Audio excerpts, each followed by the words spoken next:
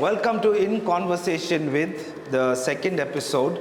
And thank you all so much for being here. We have some celebrities with us, Mr. Karthik Kumar. And we have Miss Lakshmi Priya Chandramoli. And we have Miss Amrita Srini. And we have Miss Meera Sitaraman. So thank you guys. So today's episode, we are going to interview somebody who I've known for many, many years. We've probably, I think, close to 18 to 20 years, and we've probably met 10 times at the max. But he's somebody whom everybody loves. Anybody who comes in contact with him, they're always obviously falling in love with him because he really is warm, he's very sweet. He's actually a nice person to speak to. And the great thing about In Conversation, I have no idea why I'm looking at the camera when you guys are here. The great thing about In Conversation with is the fact that I know this is a tried and tested formula that's been done over the years by different theater artists, by different groups, but there's been a lack of it for a long time. So we figured, why not get into the space again and start talking to people, you know, my peers, my contemporaries, people that I look up to, people that I work with. And thankfully, I've got an amazing team with me since 2021, the Poochus. It's a great team. We've been supporting each other. And we've realized that we can do, as much as we do shows, big shows, we can also do small little things like this. Like today, we are celebrating our 12th month edition of Enter Stage, which is, which was just a simple idea that just came about saying, because a lot of people want to act, but you know, there are limitations and restrictions for everything. So that started. Now since we finished 12 months of that, and I figured, yeah, In Conversation with can also go on for 12 months, 24 months, because there are so many people that I would love to speak with, have a conversation with, which is not your usual where we meet at some play, where we run into each other for like 2 seconds. Hi, how are you? Oh, you're doing great. I'm doing great. Awesome. Congratulations. Best wishes. See you. And then we won't see each other for many, many months on. So I thought this is a nice space where we can get to know that person a little bit more. So in fact, the last episode we did with Bala was really nice. Got to know a lot of things about Bala. I got to know that actually Bala and I have a lot of similarities between us. The kind of movies we watch, even the kind of ideas that we have. I would have never thought that. Because all I know Bala is from Bala's work and my work. Extremely opposites of the kind of, the genre of theater at least that we do is entirely like opposites. But to get to know that a person like that, we actually have certain similarities and commonalities was actually nice. And so today we are having our next person, and I'm very grateful that he said yes. I remember catching him one day at Alliance and saying, I'm doing this, you're next. And he looked at me, yeah, okay.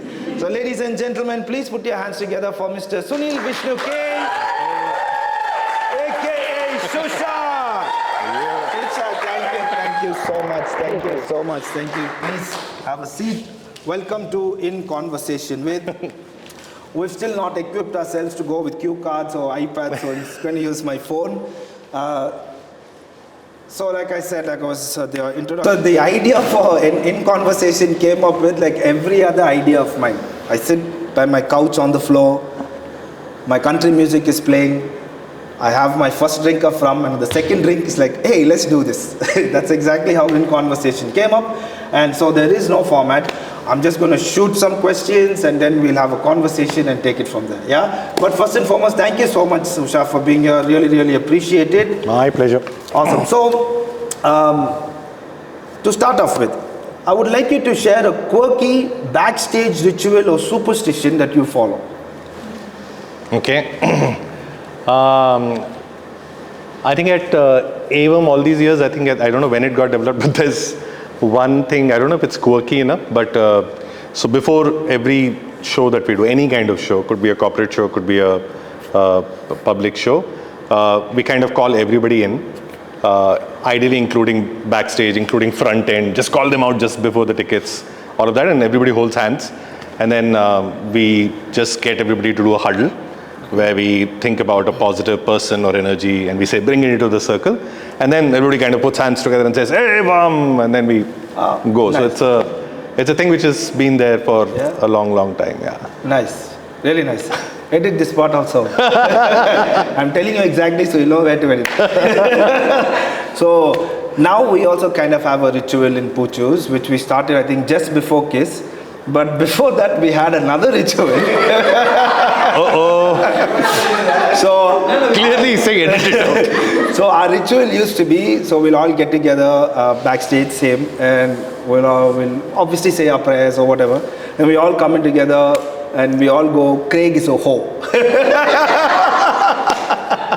That used to be our ritual. And then when more people started to come into Poochus and more people started working with us, and then we changed it to For the Love of Performance, which is our tagline for Poochus. So, but we do it separately anyways. I wonder how Craig feels about that. I mean, Nothing, it's just who he is, so it's fine. Awesome.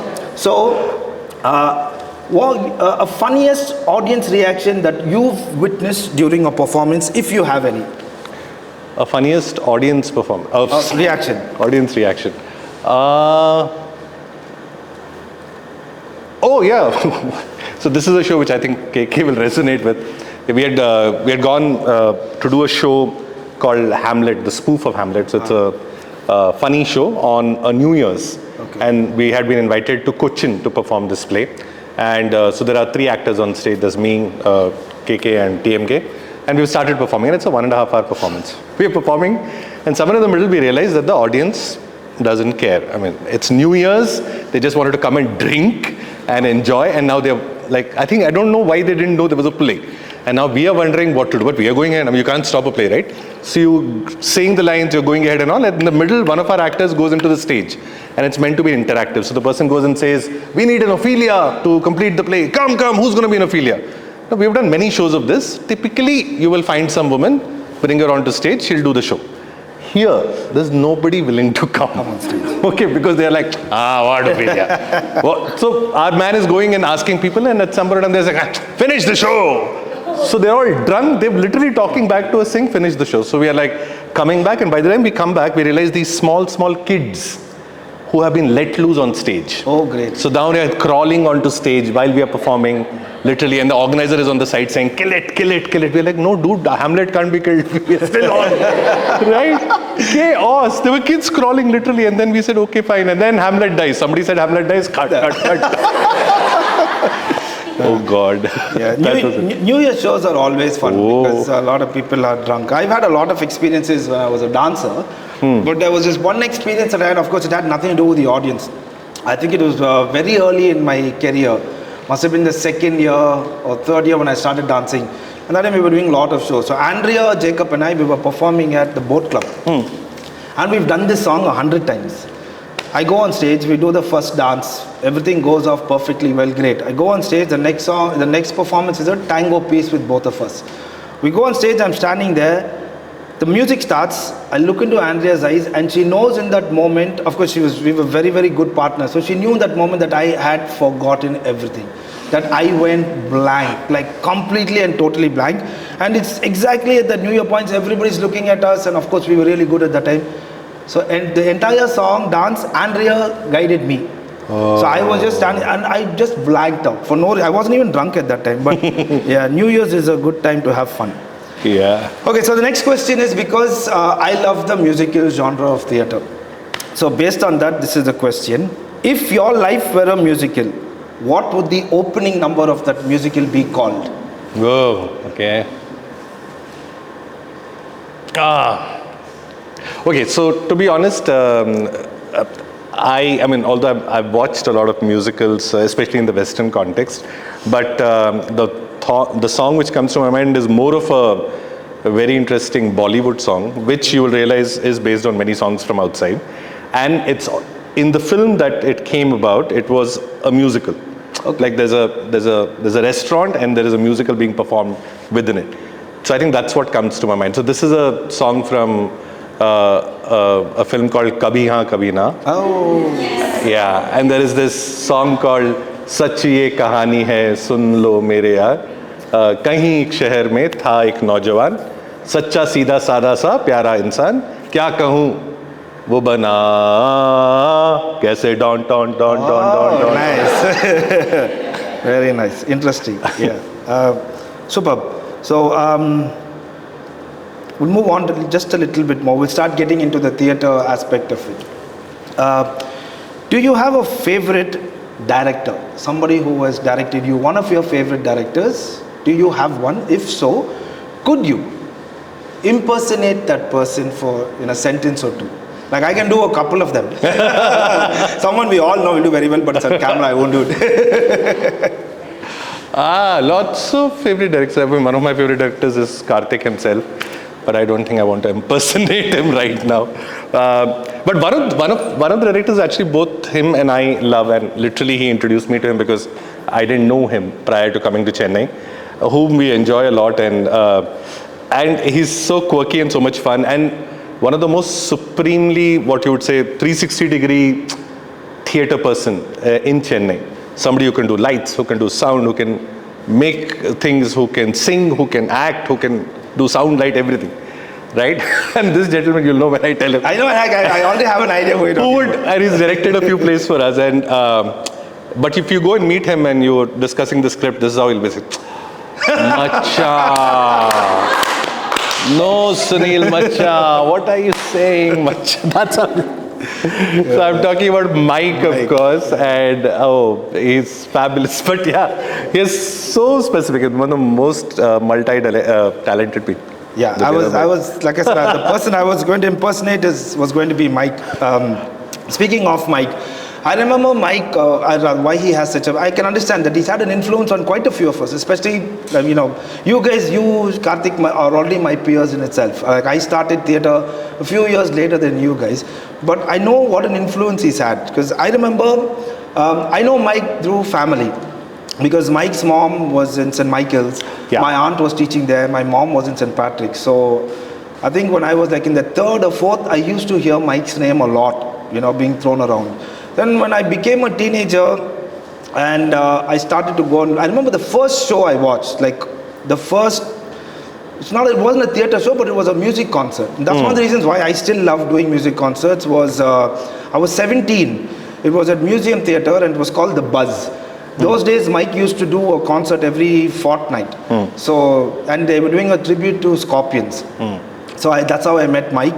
And then years passed later, when I actually started dancing when I was 21, 22, the first play that I was part of was directed by Mike. Jesus Christ Superstar, where I was dancing with Jeff. And ever since then, Mike's had a huge influence on me. In fact, when I wanted to start directing, when I wanted to direct my first play, the first person I went to was Mike.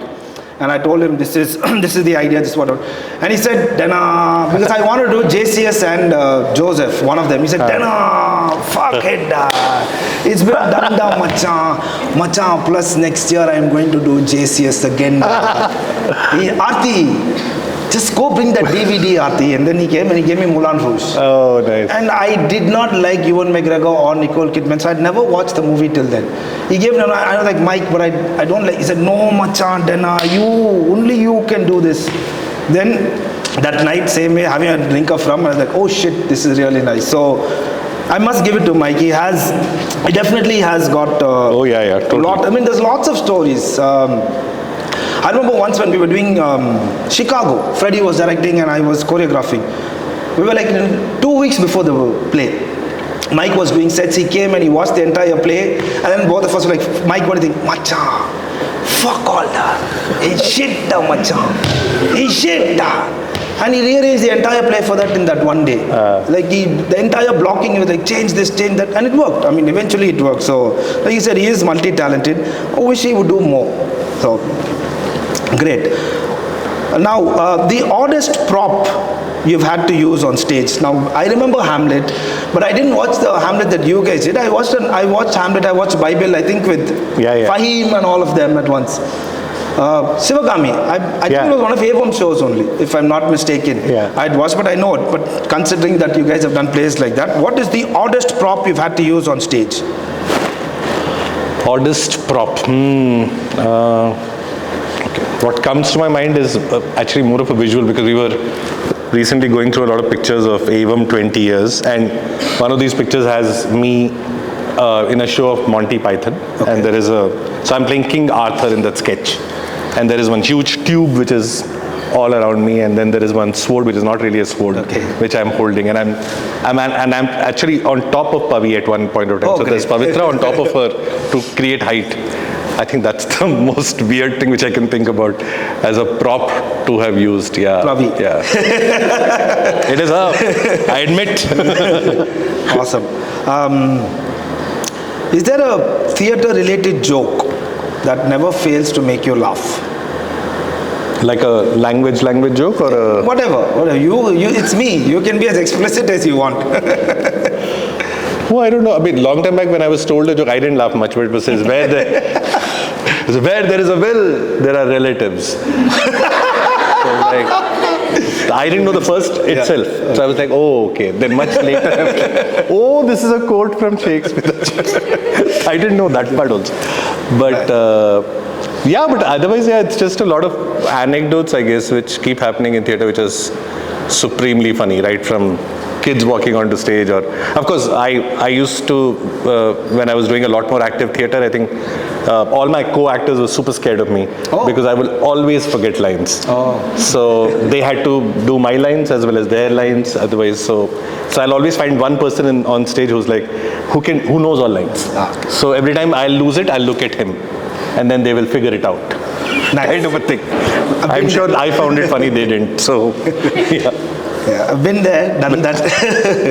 Also, so before I wanted to segment into that, because you said 20 years, I'd like to congratulate you guys on 20 years of Evam. Congrats, Karthik, Sunil, and all. We have LP here, we have Amrita here, all part of Evam. So congrats to the entire Evam team. It is a task. It is tough. It's tough to sustain for 20 years. So congratulations. Yes. So, okay. The chaos of costume change. Can you describe the chaos of costume change in 3 words or less? 3 words or less? Oh, you more. Whatever. Oh, it's total panic. Of course, it depends on the play. There have been some plays where you didn't change costumes at all, and you were there throughout the show for 3 hours in that. And there were some shows like Hamlet, where you had to change like crazy. I think the chaos is in the fact that there's so much trust between you as an actor and your backstage, because in some of these shows you go in backstage and you raise your hands, that's all you do, and then they are changing you, right? So the other play where I remember we attempted and it was so much fun doing it was the 39 Steps. Okay. So Bhargav had directed, we all came together, KK produced. That show required us to really change costumes like left, right and center. And there was one scene in that play where TMK and me play these 2 salesmen. Okay. But we are also at the same time playing 3 more characters in the same moment.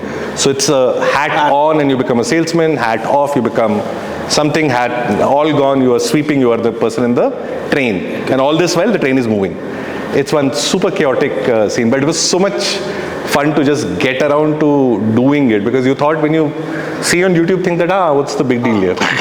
But it takes like months to get that right. So I think that was almost backstage, on stage coming together in the costume change space, which was so much fun. I mean, chaos, but great fun when you get that right. Right. Yeah. That I didn't watch it, but I think I watched a clip of that. That was a very well choreographed sequence. Yeah. Because a lot of people, I mean, we do have a lot of common friends, so I have a lot of heard about this, the hat changing thing. I'm going to just move into it because you spoke about it. 39 Steps. Now, I know that it was like a magnum opus for Evam at that point of time. Can you, it got either nominated or won something at the Meta, right? Yeah, it got nominated in 8 and we won 2 awards at Meta. So can you tell us a little bit more about what was 39 Steps and a little bit about the nomination and award? Oh, lovely.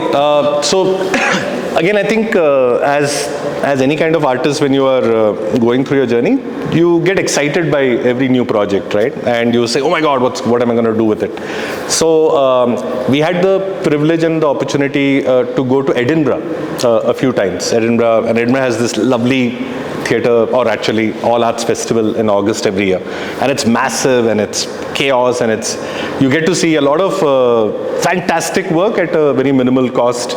You get to see all kinds of work happening.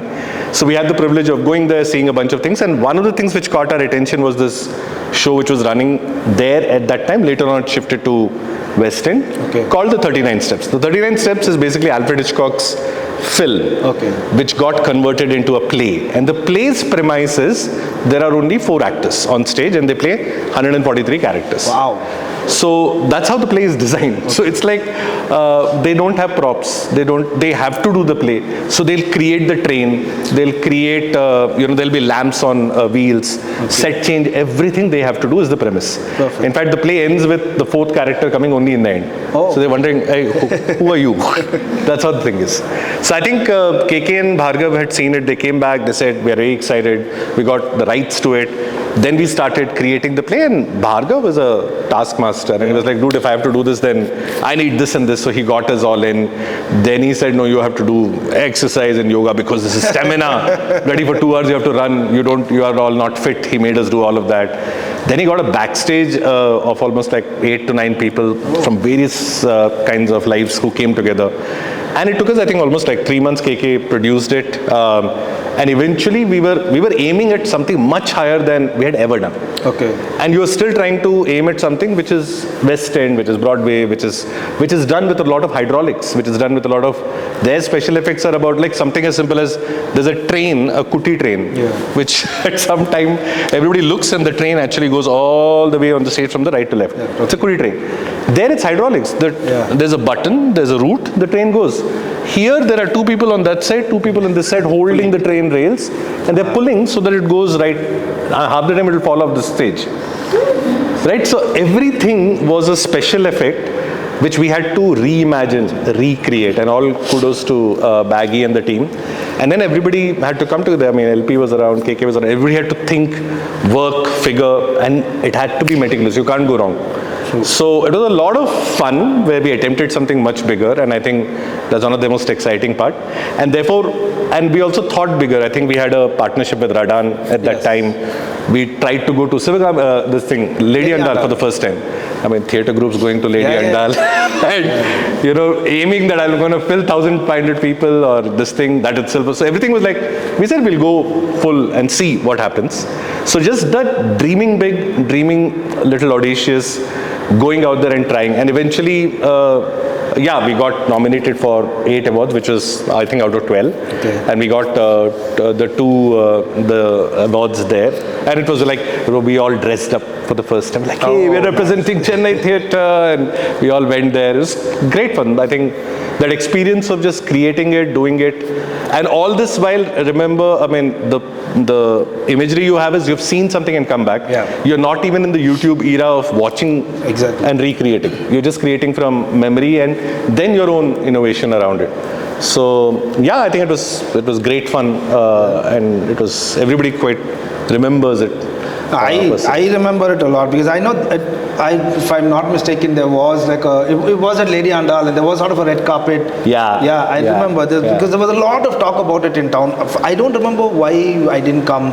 It was probably one of the beginning stages of Nicholas Productions where I was doing back to back as usual. And it was all choreography. You would have like, it's like dance only. I mean, it's not, theatre is happening, but there's all.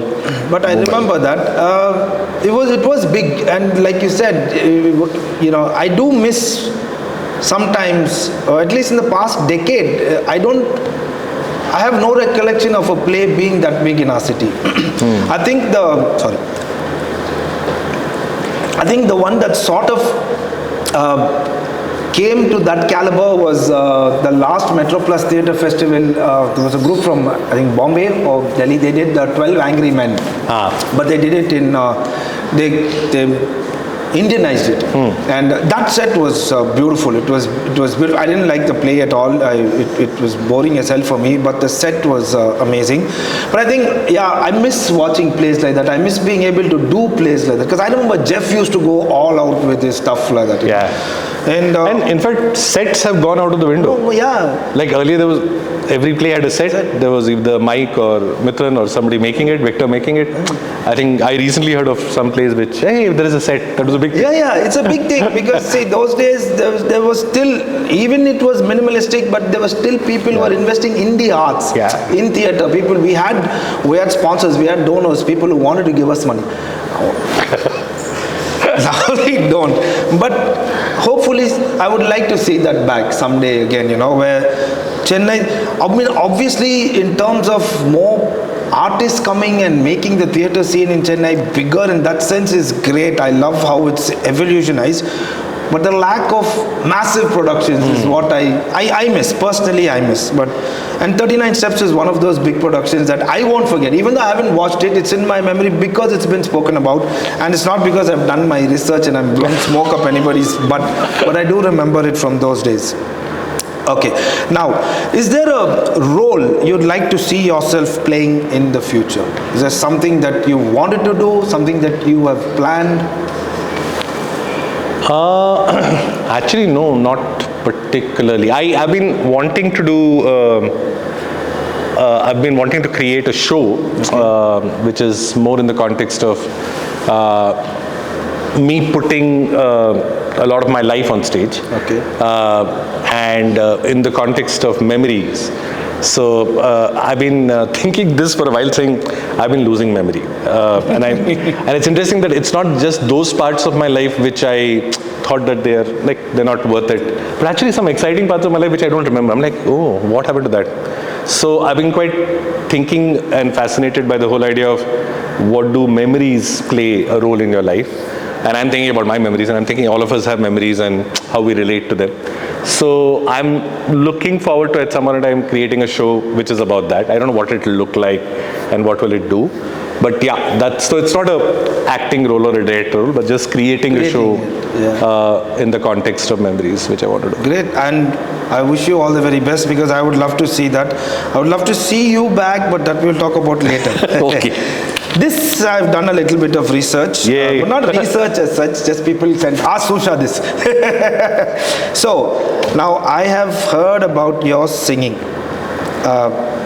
So, how did that journey begin? Like your musical journey, your singing. Now, I haven't heard you sing, but I've heard that you are a really good singer. And so, can you tell us something about that? I don't remember when I started singing. My father used to sing. Okay. And he used to, the earliest memory I have is of him. So I grew up in Bhopal, which is MP. And he used to take us to this Balaji temple every Saturday. Okay. And I remember going with him, and we used to sing bhajans, like really regularly. So he was like one enthu cutlet, singing left, right and center. Then, typically how bhajans are sung, right? One person will take a lead, other people will repeat it. Okay. So like that. So I remember going every Saturday almost from my second, third class all the way till my 10th, 11th ritual. So I think I got along singing with him. That's how possibly I would have learned. Much later in my life, in my college days in Bhopal, I thought I should learn it properly. Okay. And I actually went for a year to a Carnatic classical lady. I got thoroughly, she was very good, but I got thoroughly like, when are you going to teach me the song? When is that portion going to come? It never came. I'm like, oh. And now looking back, she was like now I know where she comes from. She comes from Mylapore. That's exactly. Now I know. And little did I know then. I was like, oh, achha, this song is not going to come so easily. So that 1 year where I ran off after that. But yeah, and I like music, and I grew up listening to a lot of Hindi music and especially cinema. Okay. So with my father and this and that. So that's how it kind of came about.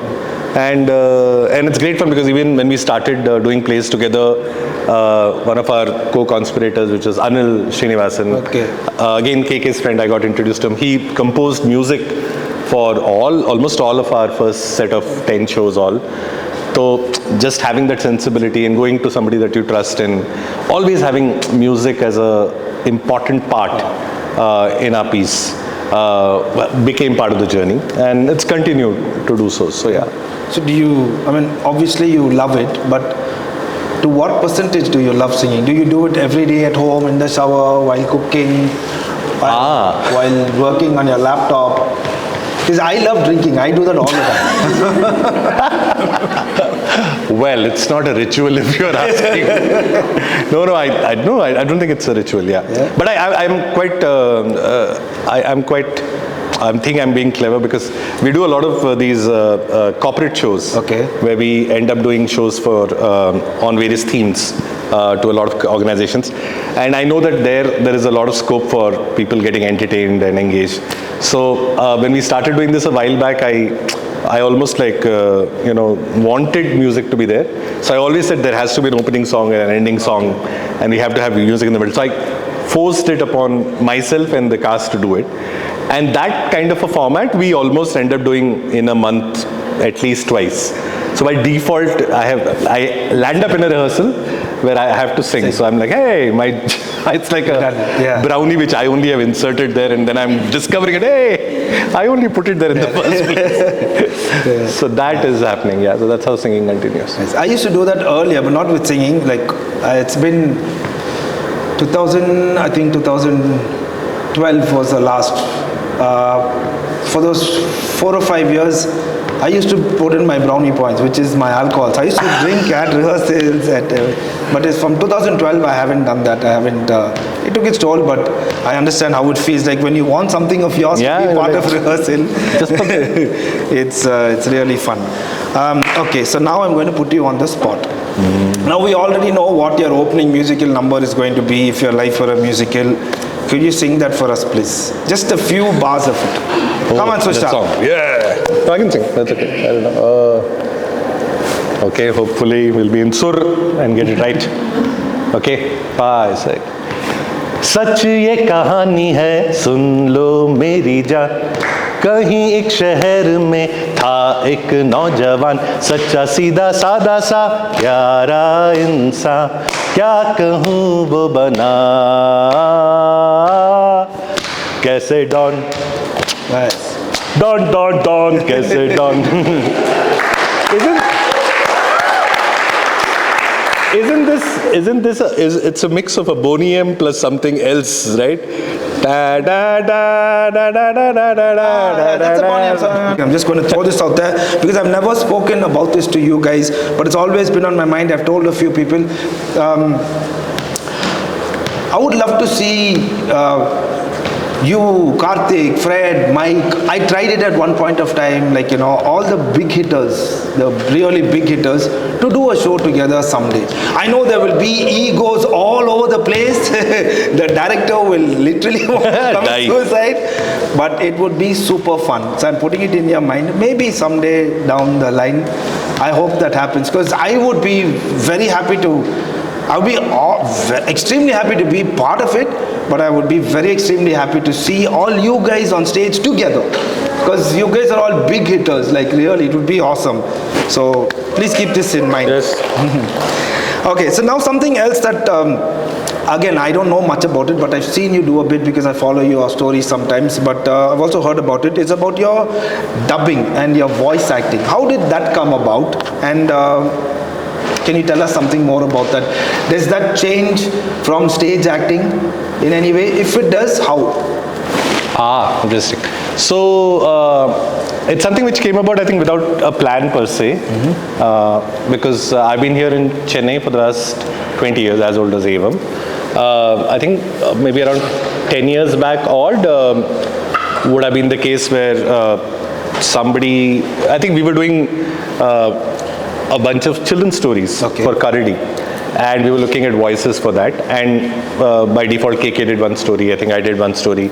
Then there were, in our own shows, we required announcements we were doing. So, I mean, one was aware that, okay, I can speak. But then it was just a fun thing that I landed up in a studio one day and we were doing something and they said, would you do this ad for us? I think it was a I think it was a tire ad or something. Yeah. So I did, and they enjoyed it. And they said, hey, you can do this more.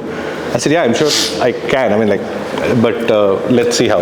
And then it kind of became slowly and slowly more. So over the last 10 years, it's almost like my, what do you say, like maybe Batman kind of a thing. Okay. Where in the nights I go and actually dub. Right? So there are these 2-3 studios in the city who are aware of the fact that I do this. Most of the people don't. And plus the fact that I know Hindi so well. Okay. So obviously we are in Chennai, and there are very few people who do dubbing who speak Hindi the way I do, because my Hindi apparently has much less accent because it comes from the heartland. So I get called a lot to do Hindi ads and Hindi versions of it.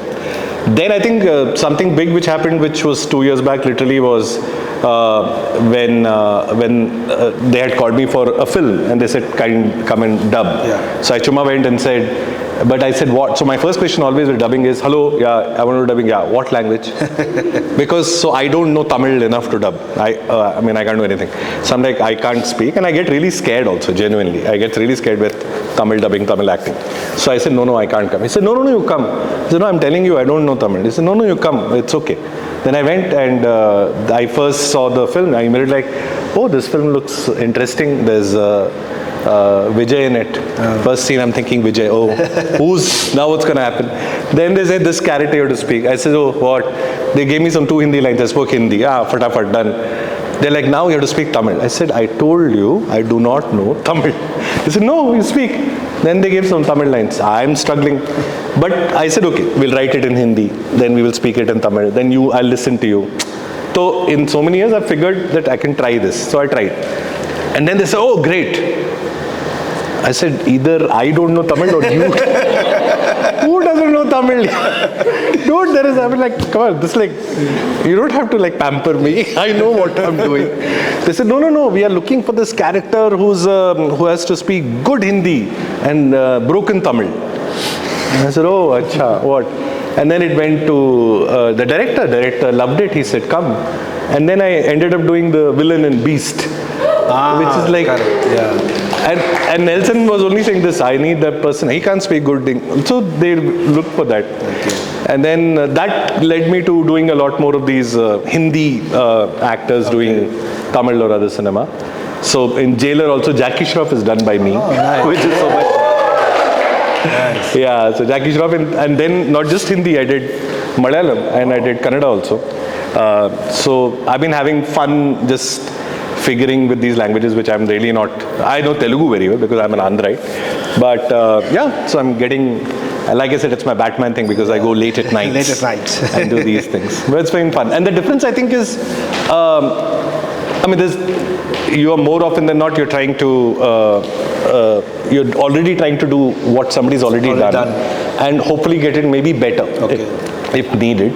And especially in dubbing, you actually end up correcting a lot of mistakes of the original actor or whatever, to make it, to enhance it. So I think that's fun, and you do know that you've added value, and the other part is it's also you've added value and you are invisible. And if you've done a great job, you will be invisible. So the beauty is, unlike theatre, you've done a great job means people will congratulate, say, hey, fantastic. Exactly. This is one of those things, if you do very well, they will not know you exist. So it's fun in that sense to be there, Nice. They pay well, right? Because I mean, Fred has a lot of dubbing. Fucker gets paid a lot. You get paid more than theatre? That's the question. Awesome. So now, okay. So you spoke about your dad being from Bhopal, and you were there. Now I've heard that your dad was involved in street theatre in Bhopal. So did that passion in any way influence your journey into theatre over here or theatre in general? Oh yeah, totally. So in our family, I mean, we had 3 kids. Okay. So my eldest brother is there, who's around 11 years older to me. Wow. Then my sister, and then I think I was born by accident. They didn't plan for it. So, I mean, of course, my elder siblings typically claim that I was pampered. Okay. I don't remember much of it because I was so young. Like, how can you say that? But, so I was very close to my dad and I grew up. And as I was saying, he was very, as a personality, he was a gregarious personality. I mean, he would have 2,000 friends. He will not. He will always be meeting people. He'll never come home. He used to sing. He used to do theatre. So he loved theatre a lot. And we were living in Bhopal, which is obviously very far from Andhra. But when he was born and brought up in Andhra, he wanted to be an actor, but he never did. And he tells a story which I only overheard once, where he was telling to somebody else, saying that some uncle had come and he was asking, saying, why do you allow Sunil to do all this, right? So he was saying, dude, at one point of time I was traveling back from Andhra to here, and I was with a bunch of actors, and they were getting down at one of these stations, I think Rajahmundry, and they were supposed to go and do a play there. And they invited me, saying, come, we'll do this. And I had a choice, saying, should I get down on the train, or should I go to Bhopal, where my family is there? I chose to, of course, continue and that. But I'm so happy that somebody else is picking up this and wants to do. I won't stop him. And he never told me this. I just overheard him saying this to my uncle. So I think he was instrumental, and literally I watched him finish work at 6 p.m, go and do a rehearsal and perform. And it was very tough there, because he was not even running a theatre company. He was running randomly, a whole bunch of people will come together around the temple, and they'll perform some folk stories. He used to travel almost every year to Hyderabad to perform into a Telugu festival. Okay. Again, all fundraising done by himself, getting a bunch of people together. And these are all, let me give you an idea, they were all 50-plus-year-old men and women who are being brought together and taken every year to do a play somewhere. So I grew up in that environment. So I was like, oh, this is what I should be, not as a career, but I was just enthused to do. Yeah. So I played a lot of child roles in his plays and all that. Nice. Eventually school, eventually college continued. And when at a time came when I was making these choices about whether choosing a college in Ahmedabad, where it was not a known college at that time, or choosing to come here with Karthik and start this, he was like, oh, go, absolutely. Yeah. So that way, a huge influence and supporter that way, per se. Nice. Thank you for that. Again, just taking off, it's not on my script. So, how does it feel, or does it have any sort of bearing or emotion on you that even though you probably didn't want to do that, or your dad didn't force you into it, but for you to have taken from those roots, like you said, your dad, he'd go to work and then he would do it. It wasn't his profession. Theatre wasn't his profession. It was something that he did on the side and he loved it. How does it make you feel that you have actually now taken up that as your career and you've been doing this for 20 years? Does that have a lot of emotion? Does that bring out emotion in you to know that, for the lack of a better word, succeeded in a place where your dad would have liked to succeed, or where he didn't succeed? I'm saying for the lack of a better word. Yeah. You know? I think the emotion I feel is, first of all, a lot of privilege. Because, I mean, one has to acknowledge that, like, in a way, in my family, it's not that I had to wake up and earn money to take care of my parents. They were doing what they were doing. At a given time when the biggest decision I was making was, should I join a corporate job, or should I literally come to Chennai to start a theatre company? That may have seemed a big deal at that time, because nobody's done that and all that, but from a perspective of pros and cons, you'll still say, it's possible. Yeah. Right? So them allowing that to happen, or giving that freedom to do, was a big deal. And I think over a period of time, he was alive enough to see at least the first few years of our struggle, and then as we moved ahead. So I think I've always known that he would be in a good place knowing that this happened. Right? He would have loved to do this. In fact, I remember even because he expired in Chennai, right? And I remember even when he was here, and the last few days, we were actually, I think, if I'm not wrong, rehearsing here in this place down for some play. And I remember going back and he was unwell, and then we took him to Malar and something happened and whatever. And I knew that he would come and say, can I see rehearsals? And I'll be wondering, saying, no. Why do you want to watch it? He'll be like, no, what do you mean? You're doing theatre and all that? I want to see. So I'll once in a while only bring him because I'll not know what he will say. Because what he used to do versus what I do, I have this Vast difference, yeah. So I think his legacy or the fact that he wanted to do something, and I got a privilege. Because if there were different economic situations, I may not have done this, right? Everybody doesn't get the chance. So to have got the chance and built upon it is something which I'm thankful and I'm gratitude towards. And yeah, hopefully he'll be happy about that. In fact, you get to hear more from my family once in a while. They'll say, yeah, see, that's what his father wanted. He shut up when he was actually, when I wanted to do, nobody was there to support. Now they're all like reconnecting back. That's nice. Thank you for sharing that. I know that must have been a little bit personal to talk about. Because in my family, we're all sailors. I knew for a fact my dad was disappointed in me because there was nobody anywhere in the entire generation, present or past, that anybody did any kind of theatre work. Because my brothers were studious. Both my brothers are in the Merchant Navy. My uncles are all in the Merchant Navy. My dad was in the Merchant Navy. So it was completely like, even though I come from an Anglo-Indian family, it was cultural shock. What do you mean you want to dance? Like how? Why? You can dance at parties, you can dance at, why, how, you know? So, but like I said, it took him, I remember, it took a lot of time, but I remember this once, and this was when the papers used to actually cover, when they used to actually write your name in the papers. Now it's, please can you give me a write-up because I'm doing a play, but those days people would come and they would watch. I remember the first time, again, he would never tell me, he was telling my mom that he was very proud that he saw my name in the papers. Yeah. So so I get it. I understand what it feels like, and I hope he's also proud. I hope. Yeah. I hope he's doing a lot of plays there. I know what my dad's doing. He's having a good drink, flirting with all the women. that he passed down to me. Great. Okay, again, slightly digressing. I've seen a few of your stories. Instagram is when you get to know somebody, some part of somebody's life nowadays, and. I see you have these very cute, very few moments that you do come on Instagram are very cute moments that you share with your mom. So can you tell us about your relationship with your mom? Okay. Actually, she's the closest I have, but I'm sure everybody's mom is closer, but she's also closest to me because she's seen literally my journey over the last 10-12 years with me, especially after dad passed away also, and she's becoming, she's over the period of time, when I say last 20 years, when we were all of 26, 27 then, right, and I had just kind of forced her to quit everything in Bhopal and come here.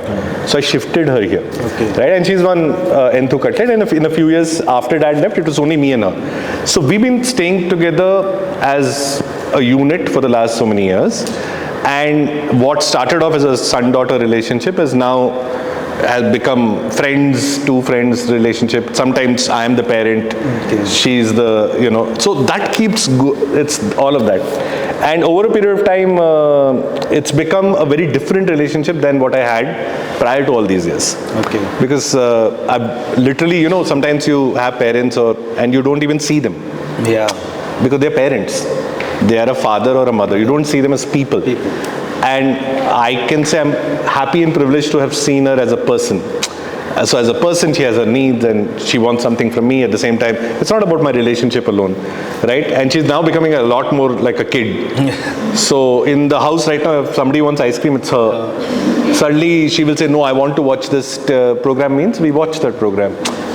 So it's like now me taking care of her, but at the same time, of course, she'll still tell me at 10 o'clock saying, why the hell are you not home? I was telling some younger person that is saying this, at least in my life, is not changing. Because it could have changed in the last 20 years. It's not changing. It's not changing at all. So she's still the same. And of course, remains the fact that like most of the parents are, they are people who, I have no clue how they have this sense of love, which is completely unconditional. I could have been gone for 10 days and she still worries every day if I've eaten food. I'm like, who in the world is that? I'm amazed that, I think that comes with parenthood, and I don't know what that feels like, but I'm like, dude, what is this thing which comes with mothers? But we have great fun. Like we have Telugu film date nights on every Sunday usually. We do a bunch of things together. and of course she'll still always want me to be home. So she counts nights as to how many nights am I home. Okay. I travel a lot. Okay. So for her, it doesn't matter if I'm there till 9 p.m. in the house. But if I didn't stay that night, it's counted as 0. Oh, you were not here today. So I keep calculating that while I travel. So it's now a buddy relationship, but of course she stamps it down as whenever she wants it and says, hey, I'm only the alpha in the house. Nice. But yeah, that's why. And she's fun. So I've realized that, oh, okay, we can. And of course I have these exciting, I keep doing this with her, where I'm trying to be, on one hand I'm going and doing corporate shows, right? And I'm doing talks on inclusion and prevention of sexual harassment and gender and all. Then I'm coming back home and trying to slowly seep this into her. This is a 75 plus year old woman who has, so I'm slowly pushing. So for example, we are watching Pink. So okay, Amitabh Bachchan's Pink. I take her because I want to have a conversation post that. Full film finished. We come out. I'm in the driving car. So that driving back is when we had the debrief of the activity. So I'm saying, okay. So what did you think of the film? Very nice. So what was Amitabh Bachchan like? Very nice. So Amitabh is her and my favorite. Okay, nice. So what did he say? What did he mean? Yeah, he said the right thing. I'm like, yeah. So what did he say? He said, now all women should always stay at home. Because she's referring to that sarcastic dialogue he says in the end, na? So she's picked up what she wants. Now I have to. So this happens a lot. So we have to. Yesterday I was trying to make her watch Oh My God 2. I don't know if anybody knows. That's a different topic altogether. After 15 minutes, she's like, maybe we should watch some other film. I'm like, maybe we can discuss this now. She's like, no. So we do this never-ending, trying to teach each other things kind of a thing. Nice. I'm sure it's great having her around. For those of us who have our parents, are fortunate enough. True. Mom lives with us downstairs. Again, she's also late 60s, becoming the child. And sometimes you got to be really worried. Like one day she fell off the bed and then she didn't even tell us. And then the next day she's telling me she fell off the bed. I'm like, why didn't you tell? So, things like that. But also the whole parent thing that you were talking about, calling. Yeah, my daughter's given me instructions saying when I go abroad, you're not calling me every day. Because I'm one of those parents. Like, you said you'll be home at 11. You're not here at 11. You said you'll be out. For me, it is you tell me one time. It doesn't matter. You tell me you're coming at 4 a.m. I'll call you at 4 a.m. Don't tell me you'll come at like 12 and then not land up at 12:30 or 1. Because I'm worried. Doesn't she tell you about when you were young? What? Oh, my mom and me, I tortured my mother. That's a completely that's when somebody's interviewing me, they'll find out. Yeah. I was the worst person I could have been in my life from the time I was probably 14 to 21. And those formidable years of being a teenager, I tortured my parents. Like, I'm not proud of it, but I'm just saying the facts, Yeah, I don't know how my mom loves me. I really don't. And the worst part is, we're 4 kids. I have an older brother and older sister, myself and a younger brother. For some reason, she loves me the most. For some reason. And I tortured her. I literally tortured her. Yeah, in fact, my mom, because my dad was the way he was, she never at least vociferously supported him being in theatre or doing these 20 things. And when I got into it also, it was similar. So over the period of time, it's also been slowly her changing and kind of accepting this is, of course she still asks relevant questions like, I'll come back home and she'll say, where is the money? I'll say, what do you mean the money? No, you went to do one workshop. Now where is the money? Did they not? Hey, that's not, they paid money there, it'll come sometime. She's like, no. So she would have been happy if I was in a bank working very well. That question is, every time I finish a production, my mom is like, good show, son. It was really nice. This time at least you made some money. I'm like, no, ma, no. I'm doing theatre for a living. I'm not going to make money. That's why I'm doing theatre in Chennai. All right. So, a little bit, we'll move on to theatre now, a little bit more. Can you share a memorable family theatre story from your upbringing? Like, was there a storytelling thing that your dad did? Apart from the bhajans, was there something that you had? Was there a ritual? Like, would your dad come home and tell you a story or mom, anyone? I don't remember, honestly, storytelling ritual per se, but there used to be this this annual. So we were part of a. So my father used to work with BHL, Bharat Heavy Electricals Limited, public sector. So typically the way they are is there is a factory. Around the factory there are colonies. Each colonies have people. There is a sports thing, cultural thing, market. So it's a self-sufficient kind of a system. Typical PSU. So we used to have a club, a cultural club, where there would be these annual competitions per se, and there'll be everything from mimicry to dancing to singing to this thing and all. So the ritual for us, I think every year was my dad preparing me for those competitions. And how we would prepare for it and then go and do it and all. And the reason I suddenly laughed was because I remembered one of the first times I won something was in a fancy dress competition, and my mom was super upset about it. She was like irritated like hell because my dad made me do this person who is asking for a beggar who has like, now you see Jawan, right? You see that Jawan look. Yeah. So think about all that being all on me all over and with some all blood spilling, and I went on stage and I asked for arms and I got the prize and came back. I was like, yeah, good actor and all. My mom was like whacking left. Who told you to do this? My dad is like, hey, I only did all the makeup and all. But yeah, that every year preparing for all these random competitions from mimicry to the, like for example, during our time, I mean even now, there was Johnny Lever doing mimicry. So one would listen to cassettes and then copy them left, right and center and then try to do that on stage. So mimicry was Johnny Lever or dancing was something else, Michael Jackson for that matter. So you would learn all these things and do. Yeah. So every annual day or in that club, those competitions used to be a annual thing. Nice. That's what I remember. All right. Now we'll go into, so you mentioned that the Andhra side. Now I know that you are an Andhraite, but so you have Telugu background, you grew up in Bhopal, how Bhopal happened? Like, was it because of dad's work or because dad was from there and mom's Andhra? Was it a multicultural union in itself? So dad, of course, is an Andhraite. Grew up in this place called Parvatipuram, which is next to Visakhapatnam. Okay. Mom grew up in a place called Vijayanagaram, which is again close by.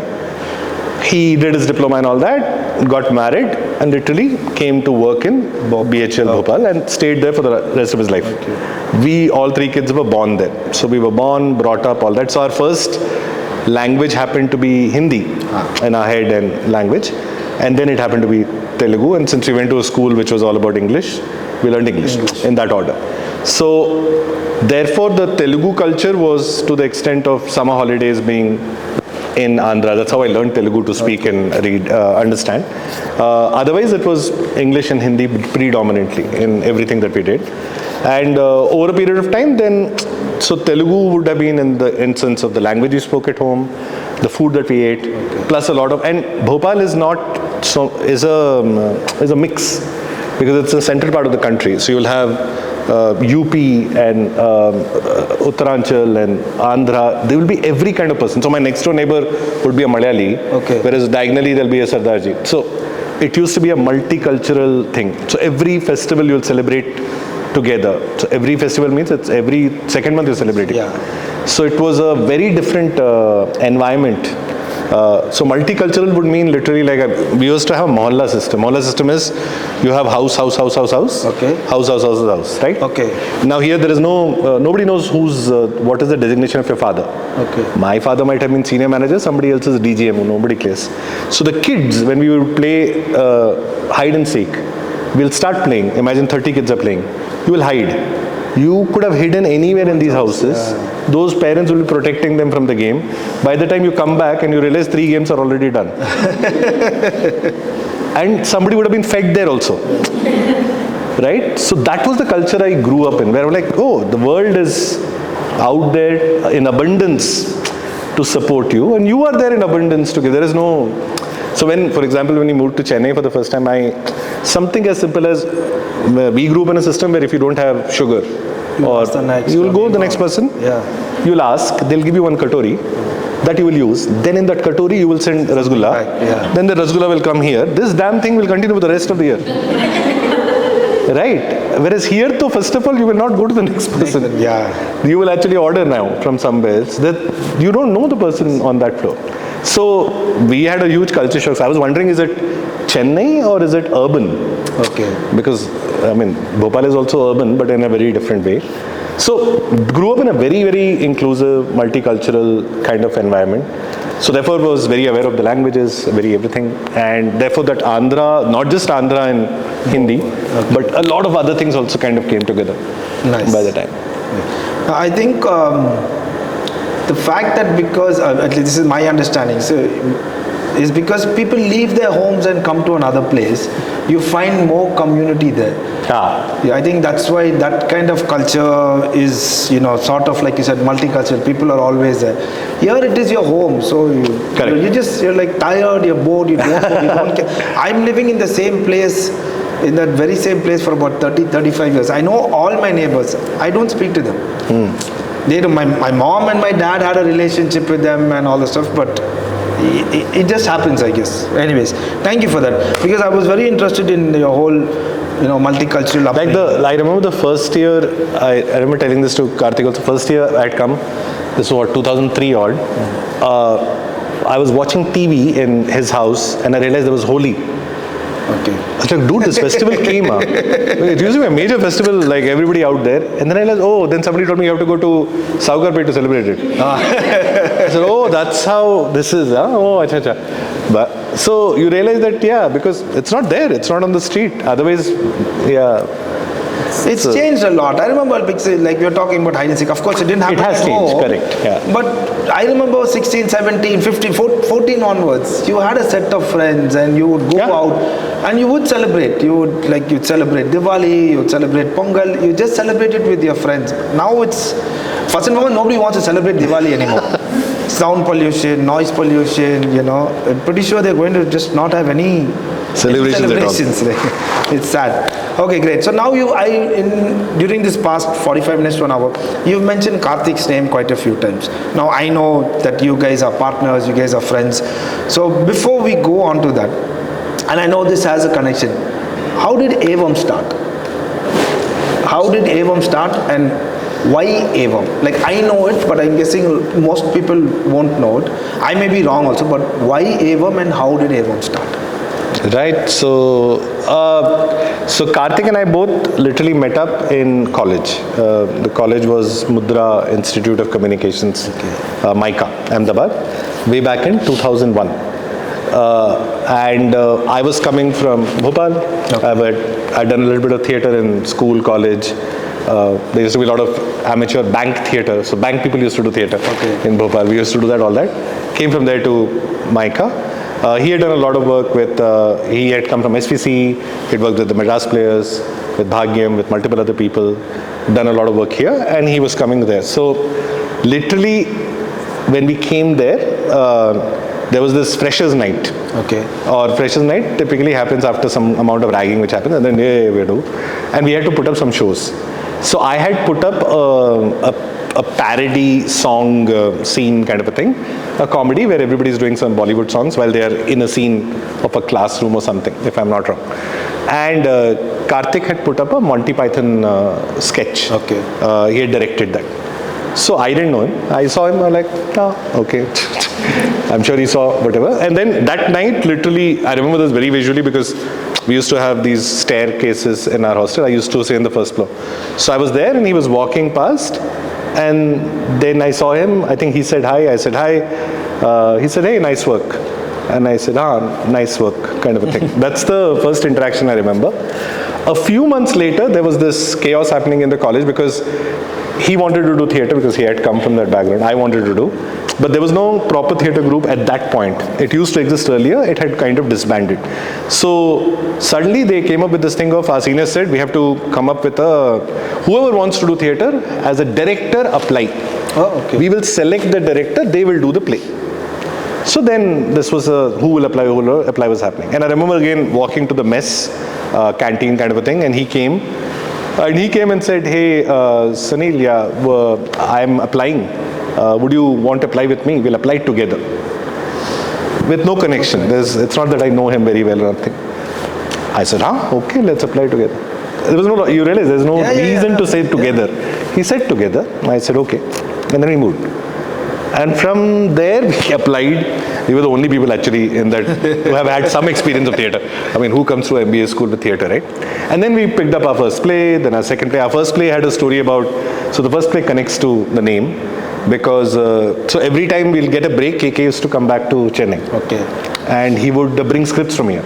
And just for our reference, this is a time when there were no scripts. Yeah. There were no scripts anywhere because there used to be books or photocopies, right? So he would come and he'll go to Bhagyam, who was one of his mentors, who used to be with Madras players, saying, give me scripts, I'll take back. So he used to bring those scripts back and then we would sit in our rooms and read those scripts, which are all printouts. So then he brought, the first play we wanted to do was, as together, was a different play. It was a Mahesh Dadani play. Okay. But for some reason it didn't work out. And then he brought this script called Evam Indrajit, which is a Badal Sarkar play. Okay. Written initially in Bengali, then translated in English by Girish Kannad. And then that play came, we read it together, and we were like, whoa, this is so interesting. So it's about just post-independence kind of a story, and talks about these four characters, Amal, Vimal, Kamal, and Nirmal. So the reason they sound alike is they are alike. They are the same. But the author is saying that, hey, you are Amal, Vimal, Kamal, Nirmal, and all of you will remain the same. You will wake up, you will study, then you will get married, you will have kids, you will pursue something, that will be your journey. And one of the characters says, no, wait a second, I don't want to be this. I want to be Indrajit. So Indrajit refers to Ravan, Meghnad, how somebody is taking an out of a track which is outside the normal realm. He said, I want to become that. Then the author keeps saying, why do you want to become that? Why don't you become one of these only? No, I want to become that. So he'll try and question everything. Why should I study the same thing as other three people are studying? Why should I get married at this stage? Why should I not? Why should I? All that. So that's the story. The story is about mediocrity versus somebody coming out of it. So when we did that play at 26, we were like mind blown, saying, oh my God, right? And we were in a college which was being taught advertising, MBA. We would have gone and joined an advertising company. We're like, no, wait a second, we have to do something more. We have to break out, we have to do something more. Not just us, with us there were some 26 college classmates. They also felt the same. We're like, oh, something is happening. We all became one brigade, one rebel brigade, fought against our seniors, went and did a play on our own in Ahmedabad in Mallika Sarabhai's theatre, the Natrani theatre. And that became almost like a call for action for us. We did that play, then we ended up doing 4 plays as a group, which was the college group, but it was never sanctioned. So every time you'll finish class, rehearse, you'll find sponsors. I remember one of our sponsors came from Calcutta. I had no logic. But one of our classmates knew somebody there. Excite Battery is sponsoring something in Ahmedabad. Oh, great. So figured out, and then we were completely zoned into saying, how are we going to make this work? So 2 years of college was running this theatre group. And therefore, by the time we came out of it, we got greedy. Like, dude, this is so much fun. Oh, if we could do this for our life. Oh, then we don't want to work, na? Oh, ma. But then all our classmates say, yeah, but all of us had to take up jobs. People had taken loans. So like, oh, this is not directly possible. So how do you figure this out? So then we had a thesis. And the thesis, everybody in college does, was about how do you, on different topics which are relevant to your work. Remember, we are an advertising school, so people are doing thesis. Just to give you a reference point of 2000s, right? Somebody is doing a thesis on, should there be branded saris? Okay. And what would that do to the world? .com had just come in. There was nothing called .com, right? And they were talking about, will it go, big or not? Internet was not around. We used to have 8 computers in the college with no internet. We didn't want internet. Forget that. We didn't want to type in the laptop because it took more time. We would rather write assignments, right? So very different time. So at that time, we said we'll do a program, thesis, which would be about sustainability and growth and feasibility of a theatre company in India, which can make money as well as create art. How feasible is it? Is my thesis. In our college, they never used to allow two people to do a thesis together. Okay. Because they are saying, no, you're going to faff. Right? So we had to first push that idea in. So we did one huge trickery and all. We sent one envelopes under the principal's this, saying when two people come together, this happens. Advertising, na? So we are, when they used to have breakfast and all, we are slipping something in. And they were like, dude, what is it you want? I said, no, both of us want to work on this. And why? The only reason, because this is going to become real. This is not like other people's thesis, which they will write and it will go to library. This will be real. Can you give us a chance at this reality? So thankfully they agreed. We did the thesis. Superb thesis. It said, we met from Mani Ratnam to Nasiruddin Shah, to Ratna Pathak, to lots of theatre and Anupam Khers of the world, asking the question, is it possible to run a theatre company and make money and do this? Most of them said no. And they had references, like there is an Assamese theatre which happens in rural area, perfectly commercial. Gujarati theatre, there is a certain section. Celebrity theatre, which is, but there's no sustainable, clear model of this. And they actually, some of them were very sweet. They said, why don't you're all MBAs now, why don't you do a proper job in the evening, do rehearsal, who's stopping you? Why do you want to do this to your parents and all? So we came back saying no. We told our principal, answer says no. He said, what are you going to do? He said, then we'll do now. Only because we have nothing to lose. I mean, we didn't have money, but we said nothing to lose. So then me and Kartik were like, when do we start? So we finished college, we didn't have money.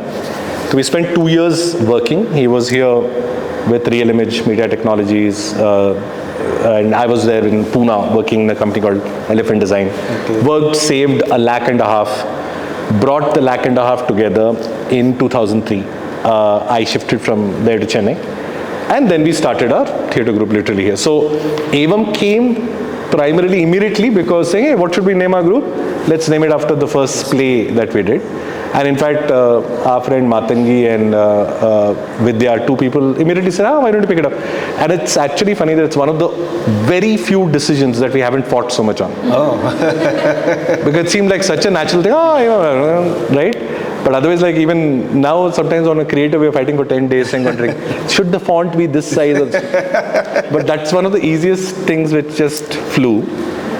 I know, long story, but yeah, that's what it took to start Evam way back in 2003. Nice. Thank you so much for that. And when you were talking about it, for me straight away it was match made in heaven, perfect Bollywood love story. Walking down, walking up, high. It's I mean, it's perfect. Thank you. Maybe someday we'll put it on one of our shows. Enna scene Sunil or story. Last time we took one scene from Bala. I'm one of the reasons I'm doing this, I can write a play one point of time. Awesome. That reminds me, squirrel. Oh yeah. For a moment, I was like, oh shit. This is you sharing with Bala that you're scared and petrified of squirrels. Petrified of them. I'm petrified of them. Anyways, okay. So this is something that I've heard. You were nominated for the Young Theatre Icon Award, which took you internationally. Can you share your experience about it and how it influenced you as an artist? Again, I think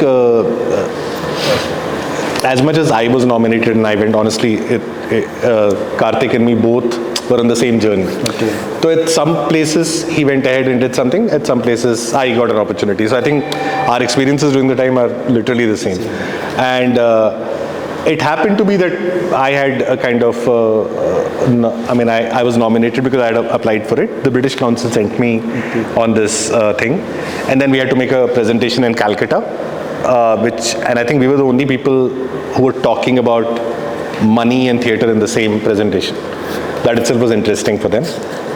Eventually got an opportunity to go. And I think what the first experience was, it was not just me going to UK. It was watching a lot of theatre groups there. It was also watching theatre for the first time. And again, I'm saying these are not times where YouTube was there. True. So I knew what a show looked like. Yeah.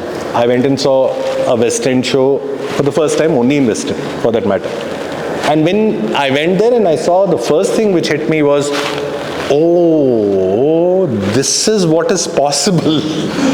Oh, Yeah, because you would be gaping, saying, "Oh, what are we doing?" That's the first thought that hits you, saying, "Oh, all this is possible in theatre. This is the level at which a story could be told. This is the kind of imagination, skill." And I was like, "Oh my God, where do we now start?" Right? And so it completely wowed, saying, "This is the world out there." And now you come back to Chennai and say, which parts of this world can you pick up and learn? Something as simple as a word called stage manager. We learned only when we went there. Oh, so there's somebody called a stage manager. Oh, okay.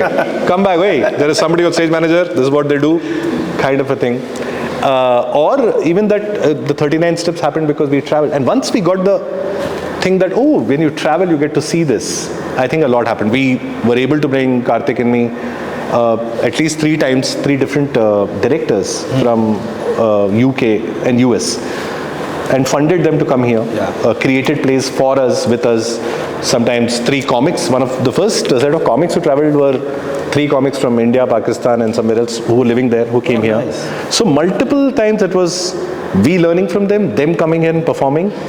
The Hindu Theatre Festival was at some point in time born with the logic saying, we don't get to see international theatre in Chennai. So who can fund this? Let's go to the Hindu. Hindu said, oh great, we'll do this. Oh, we said we'll manage it. For 14 years we managed it with an idea which brought Korean theatre, this theatre, that. Otherwise, it was only because we saw something there and say, hey, we should all be watching this, na? And unless you see this, you don't know what the world is like. You're like a frog in the well saying, I'm great. Once you see this, you're like, oh, shut up and just come back and work. So that was quite amazing. I think that exposure is huge and great. And working with those people and their thoughts. Like one of the first times I went, I remember they said, it was a director's thing. Okay. They said, Sunil, you also need to direct a scene for us. I got 2 actors to direct. I was like, what do we do? No, we want to see how you direct. So we'll be around watching. Imagine 10 people are watching. You're directing a scene now. I said, okay, I'll direct. I picked up some scene. I said, what do you need? I said, this is the script. Let the 2 actors come. The 2 actors came. I said, okay, so we'll do the reading first. So first read, then get the emotion, then we'll plot. They started, they put the script side and they started saying the lines. I said, oh, you guys know the lines? I was like, but it's a 2-character play. So I was like, how do you know the lines? No, we learnt it. I said, but how would you know which character? I never told you. No, we learned both. What? I'm like, when did you learn? No, when we start a play, the director expects us to learn and come. Then only day 0 is there. Then only we create for 3 months and perform. You know? Yeah. I'm like, oh, can I go back? So I'm thinking the level, and then you realize, oh, this is a professional actor whose living is being a professional actor. Sure. Or even something like a Broadway or West End. You perform for 6 days. You don't take a break, right? And then you take a 1-day break and then you start again. Here, for example, we perform 6 shows. They're performing 6 in a week for 3 years. So the commitment, the skill, this thing, I was like, oh, where? So that way, like, every time you would go, you would get shaken up and come. But you'll also be inspired. I think we brought in, especially with Edinburgh Fringe, we came back and we created so many shows. Ali J happened only because Karthik said and said, hey, a solo show can happen there, but we should take some time. Then at the other point of time, that opportunity came saying, oh, this could be the play. Then literally producing it and taking it to Edinburgh and performing there for 50 shows. And of course it won't make money, but it is still something. And then we got a press review in Scotsman. These are all audacious things which you only can dream when you've seen something like this exist. Very true. Oh, you can go to Edinburgh. Oh, interesting. How do you do that? Oh, do you do this? So I think that made a huge difference. And I think British Council, USIS, the Alliance, I mean, all these have been significant kind of co-conspirators in our journey, surely, to have helped us at different points of time to go and, have these experiences. Nice, thank you. I've always known that it was a good module that you guys had. You knew, like you said, but your manuscript was already when you guys were in college, which I just figured out. You did a thesis on it. You knew where you wanted to take this. It wasn't just an idea saying, I have free time, let me start a theatre company, which is basically what's happened now, But over the years, a lot of people would come and they would work and they'd be like, so I want to join theatre. Great. I want to make money. Go to Evam. That you want to come with me, you can have fun. You want to make money or learn how to make money, go to Evam. So I think that's always been, and I think it's not just me, and I think that's most of the people in our city kind of know that. You guys found how to monetize theatre the right way. That worked for Evam in a lot of ways. Yeah. So thank you for that. Okay, we're going to quickly shift to, I'm going to give you a word, or rather I'm going to ask you a few questions, but just quick stuff, like, what do you think? So your go-to food? Gobi, cauliflower. Oh, nice. Okay.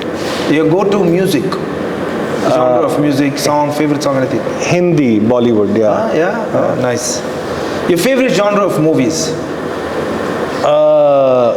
Rom-com. A romantic person.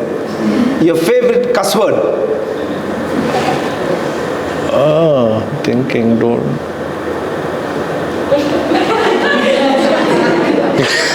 Tricky. You like them all, like me? No, I don't. That's I'm wondering what do I use? I don't know. I use abe a lot. It's not a cuss word, but Okay. I'm like, hey, abe, like that. All right. Okay. What was Shusha like as a teenager? As a teenager, I grew up like in my own narrative in my head as a good boy. Okay. So I was a good boy, which means I would always do the right things. So even though a lot of people were having too much fun and mischief around me, I'll say no. Nah, all of that. So I grew up thinking I'm the good boy, and hopefully I'll get punya by the time I grow up. So, and of course, thankfully grateful for a very safe, inclusive environment where one could interact with multiple people, different kinds. So you knew that the world is much bigger than your own house. It was also freedom, I think, freedom to fail, freedom to try things. Okay. So I grew up as a person who could try things, and it was okay to try. Okay. And you could fail and you could succeed, all that is fine. Also grew up a little, I think, with a lot of a lot of rules and regulations which are put. For example, there's one very cute story. So when we were in our, I think, 6th standard or something, in our school we were all told to come gather and all hold your hands like that. So we're going to do now a pledge. And they said, what is the pledge? We will never eat gutka, smoke cigarette, or drink alcohol. Yeah, in our life. That stayed with me for another 20 years. Wow. Because I was like, dude, you can't break the rules, right? So I was like that. So I was like, no, this is how things need to be. Which I think opened up a lot more when I came to much later to my college, and then slowly. All right. So in fact, the word Shusha actually comes from that, because the reason is I came to Maika, met KK and a whole bunch of people. And in Hindi, in Delhi, there is this slang called shosha. Okay. So if you see something which is like really bizarre and too much happening, you'll say, oh my God, ye to bahut shosha hai. Hey, tu shosha giri mat kar, which is don't do this too much. What? Peter. Right? So I knew the word, and when I came to Maika, I would see these cultural shocks in all multiple ways right now, from people drinking to, I came from a boys' school, so this co-ed thing. So I would look at things and say, oh my God, ye to bahut shosha hai. That's the word I would use. So KK caught on to the word. Okay. And then he started calling me that. And in due course of time, my classmates called me. In due course of time, including my mother right now, many times calls me. So Shusha came from that. Shosha and Shusha, very strangely. See, now this is something we didn't know. That's why in conversation with is good. Nice. Nice. Do you get angry? And if you get angry, what is the outcome? Very rare. And 3 instances or 3 places where I might get is one with my mom. Okay. So I'll shout at her. One with another set of close people, which is my team. Okay. Or maybe with KK or something. And third could be in traffic, very rarely, but yeah. Don't have road rage, but Yeah, but yeah, those times. And I would become sarcastic. Okay. And start speaking in Telugu. Oh. So you will have no clue that what. Like it's happened in Chennai many times where when traffic cop is chasing me, I will chase. He'll catch me and then I'll start speaking in Telugu. And he's wondering, what are you talking about, kind of a thing. So sarcasm and going into native language are two things which happen. Yeah, when I get angry. But rare. Yeah. Awesome. I've been wanting to say this. You've been saying Telugu, Andhra. Oh. You. I love Andhra meals. I love any meals actually. Andhra meals is one of my favorite. I'm always looking for new places to go and have Andhra meals. Please come to our home. Oh, I love it. I love any South Indian meals is like my favorite. Anytime you give me rice, I'm happy. Okay, so we have one section for the audience. If anybody from the audience would like to ask Shusha a question, please go for it. I know LP is waiting.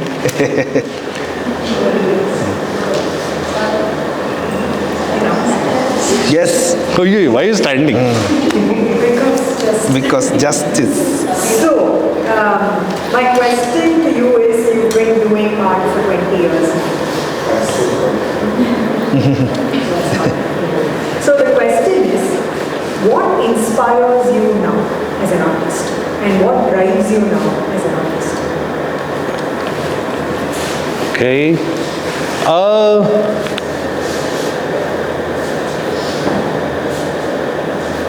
I think what drives me now would not be very different than what drove me earlier, I would feel.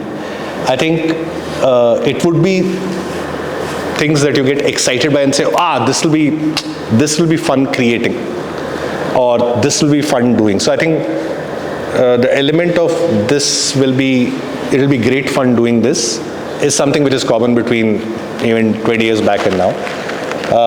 So if I'm excited by it, and therefore you are therefore willing to give yourself, you're willing to come up, create, it doesn't matter how here and there you go, but you're willing to give yourself to it because you're excited. So that excitement. What excites me honestly is very different things, because correct. So what the things which inspire me, like if I see over the last 6-7 years, at a given time I created something because I read a blog and that blog was supremely exciting for me or inspiring for me to create. At some other point of time it was because I loved an idea which I got while I was traveling, and I said, hey, this is an interesting thing to create. Even the new show that we're creating, the Blind Project, is something which has been there, saying it would be how interesting it would be if you couldn't see anything on stage. What would that theater look like? It's an idea, it's a thought. We and KK have discussed it, but the opportunity to do is happening right now. So I think there's not one thing which inspires, but I think multiple things at different points of time which kind of wake you up to do something. Like one of the most significant things which drove us when we were younger was also the fact that everything had to be a hit, and therefore it had to be commercially making sense. Because you had to run the other part. So it was almost like it was very important. It was not just important to be creatively good. It was important to fill those seats. It was important to make money. It was very important, as important as the creative output. Over a period of time, I think that pressure, or that we've let go of that pressure, I think, a little bit. But at that time it was not pressure, it was exciting. Exciting to say, hey dude, I'm going to do 10 houseful shows. Let's see how do we do that. That's inspiring for ourselves for that to pick up. I don't know if that answers your question. So I wanted to ask, which Shusha is your favorite Shusha? The actor, the director, the entrepreneur, the dubbing artist, or I don't know, the many hats you wear. Which is your favorite Shusha? Honestly, it is the Shusha who wears all this. I think that's what I have fun, because I am right now talking all this with him, and tonight I could be dubbing for Sanjay Dutt, for who knows. And tomorrow morning I'll be back at doing a play which is about blind. I think over a period of time I figured that if it was one, I may not have been happy. I love the idea. And one thing which connects all these, at least for me, I know for a fact, is people. I'm not a solo person at all. So I want to work with people in all these 6 things. Even the dubbing, the places I go to, I have made friends with those people. even the salon where I go and get my hair cut, I know those people very well. We have conversations about their family and all. So I've realized that's what I'm constantly, I'll plug it in so that I enjoy those moments, because I love the idea of being with those people who I know, working with them, knowing them. That's super crucial. So yeah, but all 5. It's true. Yeah. Yes. So how do you introduce yourself to a completely new person? Like, for example, you wear a lot of hats, like dubbing, directing, theater, and so on and so forth. So a completely new person, how do you introduce yourself to them? Because I know it's tough for a generalist. So. Yeah, it's tough. Most of the times I would introduce as, hi, I'm Sunil, I'm a theater entrepreneur, and yeah, that's what I would say, because everything honestly has flown from there. If you see, everything connects to that one word, theater. So that, of course, nowadays it's very embarrassing. A lot of people will say, this is Sunil, he's from Evam, and they're like, because first they may not know Evam, it can be very real there, right? Second, they may not know me. Third, then I have to give them essay. Oh, stand up. So, but yeah, no, to answer your question, yeah, I would think that's what is the connector. And I would think, because I think entrepreneurship was at the heart of everything we did and do now. So that's important. And theater, these are 2 things which have been bedrock for everything we do. Yeah. Nice. Mine's more of a business question, kind of for both of you, but you're on stage. When you all started doing what you all did in Evam, up until, at least for somebody like me, up until that point, it didn't exist. It didn't exist that you could take theater and make theater a business. Up until then, it was just really a form, and people would be actors full-time and all of that. You all took that, you all just divided it, you all made it into so many buckets, created several revenue streams. It was a huge risk at that point, right? How did that risk, like how did you all decide to go and take that risk? Because we're not going, it's almost like I'm creating like this new category of something that didn't exist before, at least in the circumstances. Like where did the idea of like, hey, let's just go for it. Was it a case of, okay, I have a business model, I have a business plan, I know this is how much I'm going to make revenue, etc. I'll probably stop at this point, or I'll reassess if I'm doing the right thing? Or was it like, Chalta, we'll just go in, we'll figure this shit out, and then later on we'll see what happens? It was a huge risk. Like anybody starting a business today might actually be okay and say, okay, there is an Evam who've done it before. Maybe there are things we can pick up from that and learn and do. But when you all did it, I don't know if there were at least around, were there too many templates that you could say, okay, somebody's done it there, we can do it better. That risk was a huge risk. How did it come from, and what was the thought process behind that? I think, I'll be honest, and I think KK will agree with me. First of all, this risk versus opportunity is all, at a given time, it's in your mind, right? I don't think we saw this as a risk to start with. So, of course, my mom saw it as not risk, wrong, right? I'm sure my dad thought is figure out. I'm sure his parents. So everybody is at different levels of what they think is risk and opportunity here. I think for us it was like, oh my God, this is, as I said, the fear on one hand of going back to a job. We had seen all our classmates and we knew where they were going, right? In an advertising company or marketing company. Oh, I don't want that life. And the excitement, oh, I've discovered the fact that I can do theater and I can also sell tickets. I can also find sponsors. Oh, we've done this in college. Gave us this insane kind of optimism that this can be done and it's worth kind of going for it. So I think we saw that as an opportunity only. Business model, to be honest, no, we did not have an exact business model. We knew A plus B should lead to C. Like something as a basic principle, we were coming from an advertising school, we said advertising pays for a lot of theater in many places. So technically if I say, I'm going to put up a play, 1,000 people, somebody should be willing to put money because 1,000 people are coming there, you can advertise to them. So in principle it works fine. But when you start going to ask money, I remember we went to our first set of people, they said, great, but who are you? Then we said, we did this in college, we want to replicate here. I said, yeah, but what if you run with the money? I said, it's possible, but hey, this boy lives in Myrapur, I live here. I mean, what are the chances? Bring us some letters. You'll not believe, we went and got letters from Mani Ratnam. Oh. Mani Ratnam ji wrote, I know these boys, he knows Karthik. What else will he write? He can't write, they're great at something. We haven't done anything. He wrote, I know Karthik, and I'm sure they're nice people. Somebody else from Bombay wrote, these letters we took back to the sponsor. Sponsor is looking and saying, great. So now will they put money in our schemes? I said, no. They just gave letters for us, not for you to become customers. So, every time we had to figure what they wanted. But I thought, honestly, when we came in, there were some basics which were missing. Like, I remember this really, it was so funny, that in Chennai at that point of time, you would do a play and an audience will watch the review. They'll say, yeah, lovely, I want to watch this play. When is it? Yeah. Oh, it got over last week. Exactly. Oh, why? Because this is a review.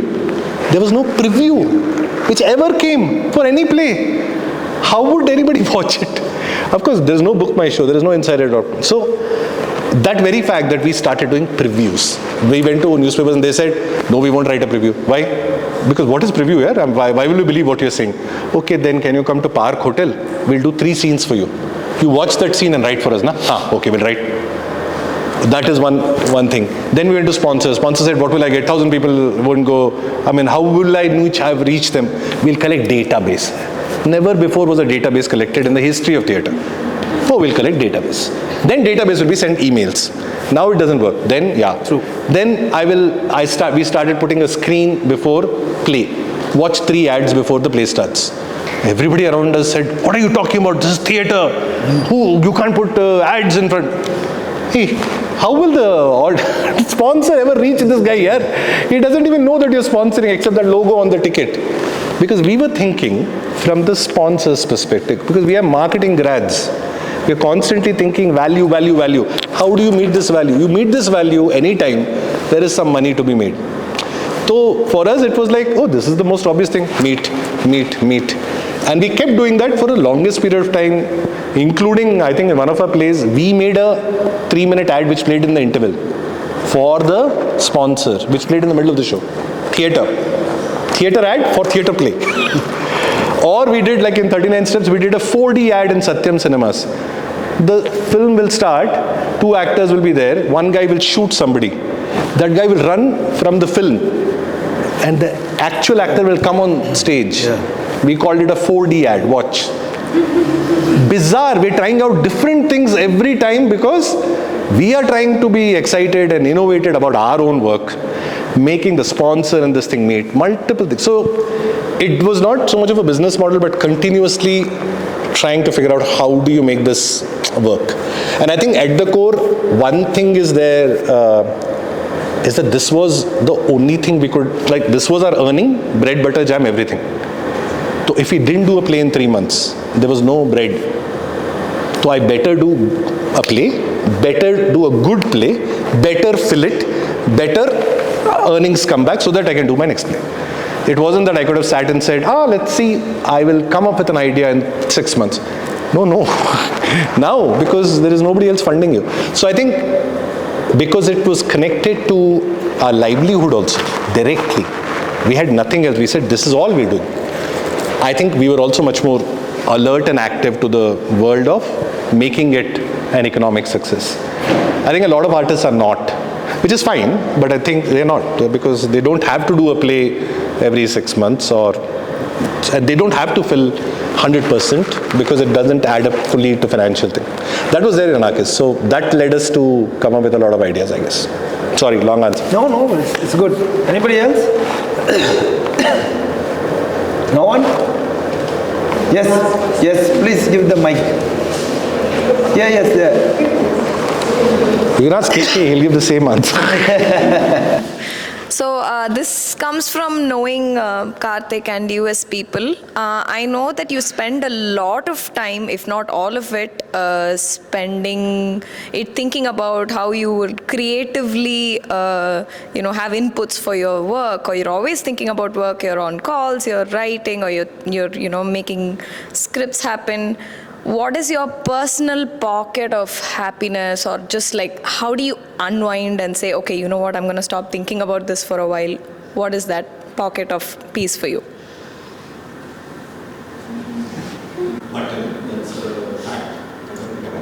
Simplest answer is I don't think I have a unwind button. That's a fact. I don't think I have. But I think the only if you come to my home, you'll find me as one of the most laziest couch potatoes avatars. That's an avatar people don't get to see. But if you come to my house, I'll be like sitting and just watching TV, which is strange, but I do that a lot. And yeah, so it's one of those avatars which people don't see, but yeah, unwinding, not really. It's not happening. Awesome. I was waiting to find one common factor between both of us.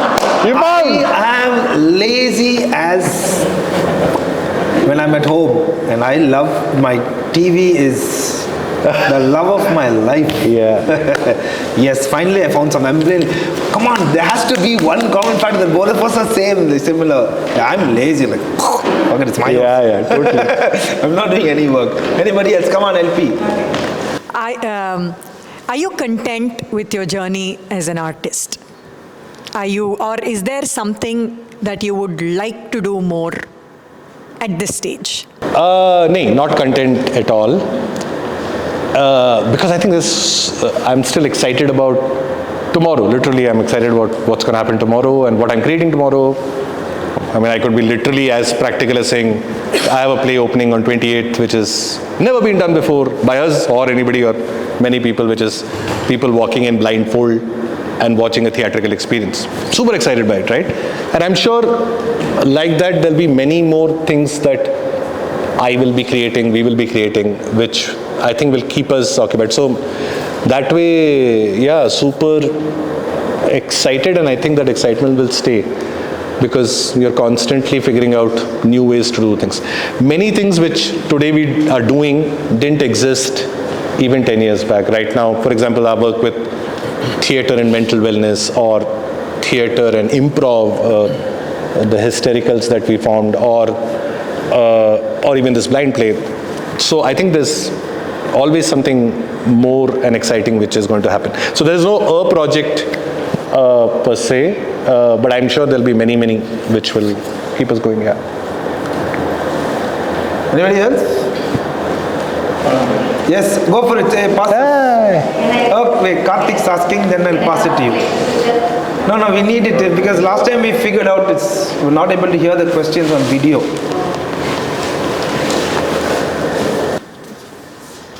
You spoke about excitement.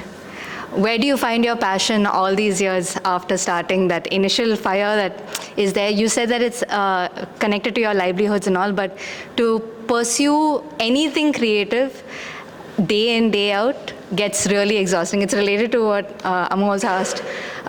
Where do you find your passion from? I think just the life and people around are fascinating, and there's a story everywhere happening. I mean, even if today you're on a traffic jam and you stop and you start looking at the people who are around you, you'll see some 10 stories right there. Right? And some of them could be similar to you, some of them not.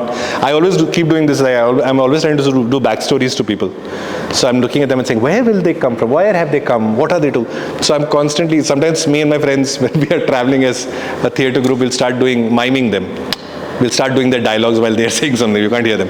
Right? So I find people and life which is happening around constantly a reason for creative kind of inspiration. And second, I think there's so much brilliance which is around us, of different people doing different kinds of, not just arts, right? Somebody could be a fantastic doctor, somebody could be an archer, anything. So there's so much brilliance. You see the Olympics, you see the Asia, you're like, dude, who are these people? What level are they playing this game at? And then you're saying, I should just be shutting up and trying to do more, because the brilliance to kahin bhi nahi hai na. So that, when you look around and you acknowledge, and there's immense brilliance around, I feel that, chalo, let's work harder, let's work towards, let's try to at least attempt. At least you'll go somewhere in that direction. So that's what I think keeps drinking. And apart from the fact, of course, this complete unadulterated joy which I obviously feel every day that I wake up and do what I'm doing. So therefore, like if you're having so much fun, why would you even stop doing it, right? So that. Awesome. Yeah, my question is, like many young people come through Poochus right now are feeling the vibe from that. 20 years back, you started off on this journey as a theater person without defining that you're going to be an actor or a director or an entrepreneur, all those things. What would you tell a 20-year younger version of yourself? What would you pat yourself on the back for? And what would you say, maybe I should have done that differently as such? What would you tell a young person today? That is yourself. Ask the person who's been with me in this journey. I don't know the answer, let's ask him. Okay.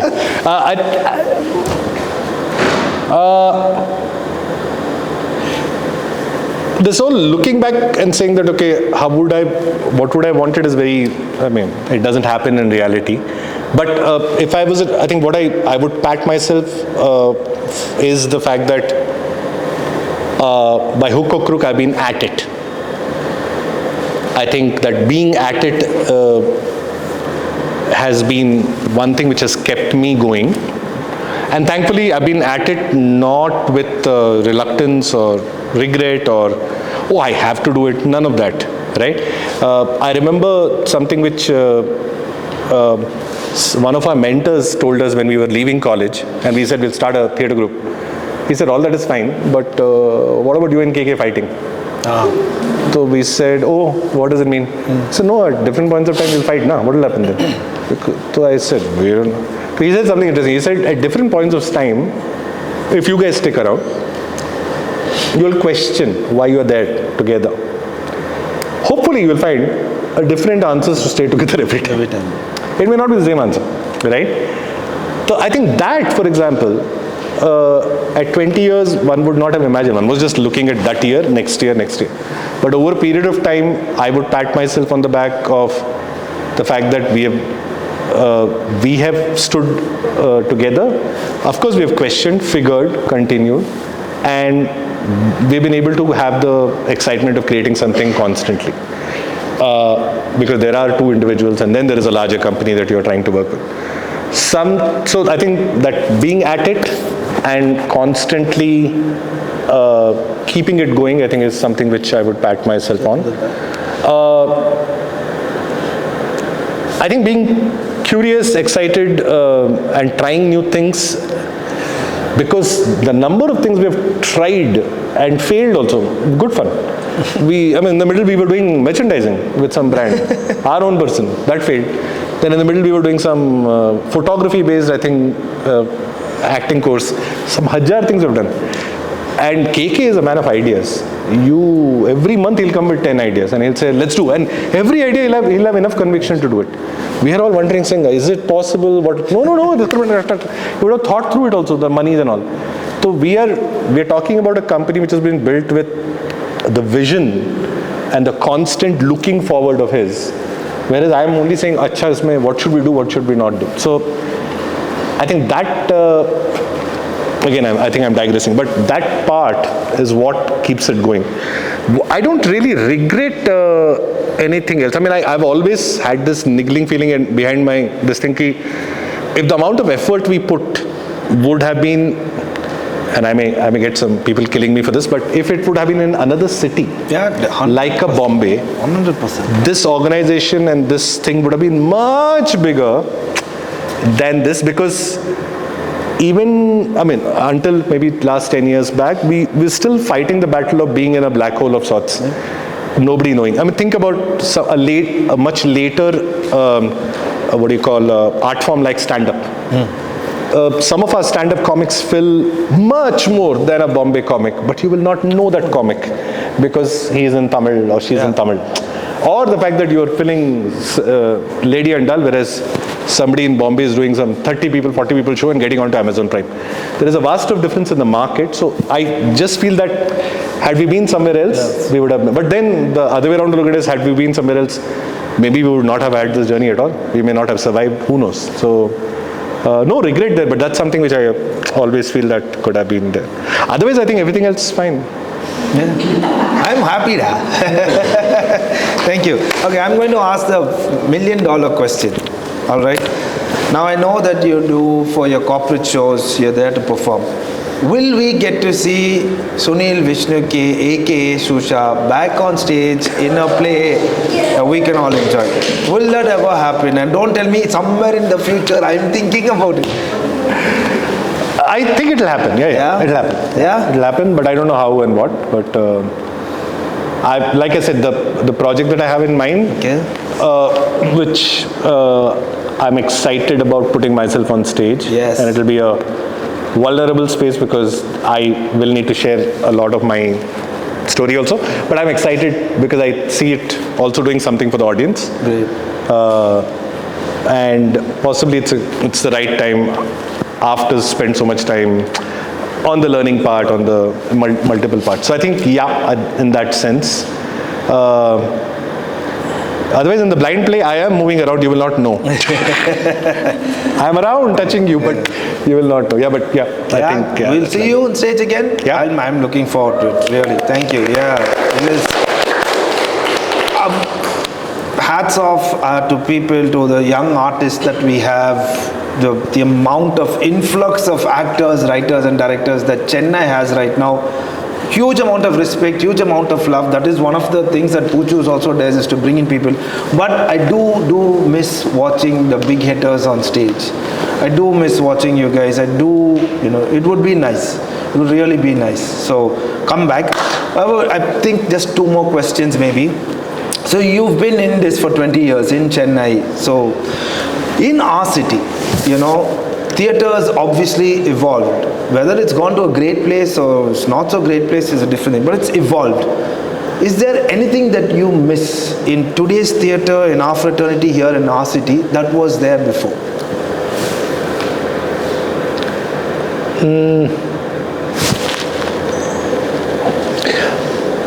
I think, and of course, Chennai has multiple languages in which theatre happens.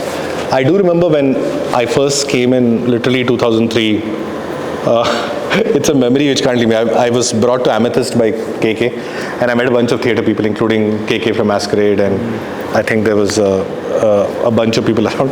And they were discussing this. This is the conversation they were having, saying, we have so many shows that all of us are doing. Yeah. But they're all clashing. Yeah. Why? Because they all happen on weekends. Okay. So we should make a calendar where your play doesn't clash with my play doesn't clash with somebody. And I was like, wow, how many plays are we doing in the year? And then you looked at the data, actually they were not doing many plays. But I love the fact that they are actually congregated and actually they were having a conversation. And I've seen in the last 20 years, very few times that the community, theatre people, practitioners have come together to have conversations on anything. It could be about art, it could be not about art. Like this is about 20 years and first time, because you thought of after your second drink. But that, I think, I'm not saying it was there a lot then, but I would say it was there a little bit. And I wish that was there, because that thing I've seen in other countries where that plays a huge role. Like today we have no say in a policy about arts and culture. True. We have no say about auditoriums. We are asking the same problems I was facing in 2003 and now, and I'm sure people were facing earlier. Not enough audiences. We can't, we can't be saying we are filling 3 shows of 100 each and that's an audience. Yeah. I'm talking about starting at an audience base when we started at 600, growing to around max 2,000, then again it dipping back to what the numbers are today. These are abysmal numbers for an art form where so many people are passionately involved.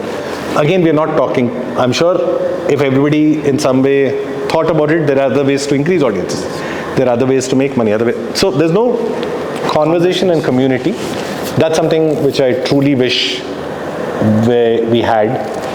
And one Kuti input I just want to add is something which we were discussing with a bunch of actors earlier, and maybe I'm just using the forum to talk about it. Of course, please. We all knew what happened with the Me Too movement some time back. And what came out of it eventually was that there are a lot of theatre groups which happen. 3 people come together, play happens. It's not even a group, but it's performing. So how do you really implement the prevention of sexual harassment law or gender or equality, all that? And one of the things I remember during that time which came about was saying the theatre, at least the people who are directing, who quote unquote are likely to be the leaders of that group, all they need to do is when somebody starts a play, to just get them all seated in one room and say, you know what, we believe in inclusion, we believe in non-discrimination, we believe this is the law. I'm not a theatre group to implement the law, but we believe in these 4 things. If you ever feel non-safe, reach out to me. Just making younger people know that this is because theatre was always meant to be a safe space. At rehearsals, you can be yourself. And I think we need to consciously do that, because otherwise, if you don't do it consciously, it won't happen. And it's not legal also.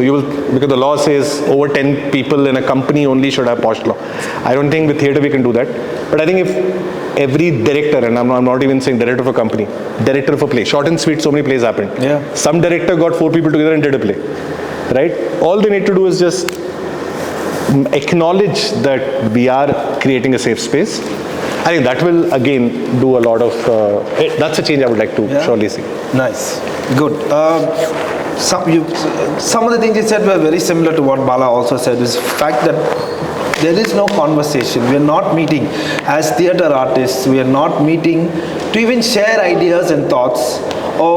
And it doesn't have to be about the arts. It can be about anything. And let me see. Maybe I'll make that happen sometime soon. Because it's something that I've also always wanted, is to just get the community together. And of course, now the community is massive. It's vast. It's big.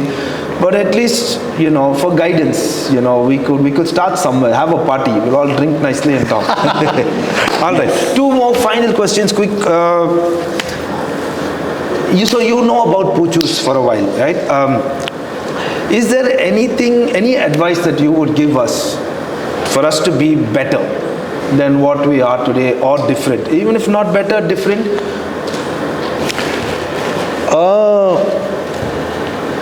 Advice, I think, will be a big word. Just your thoughts on how we could. So I've seen Poochus from the festivals that you've organized, from the various genres that you have picked up to perform.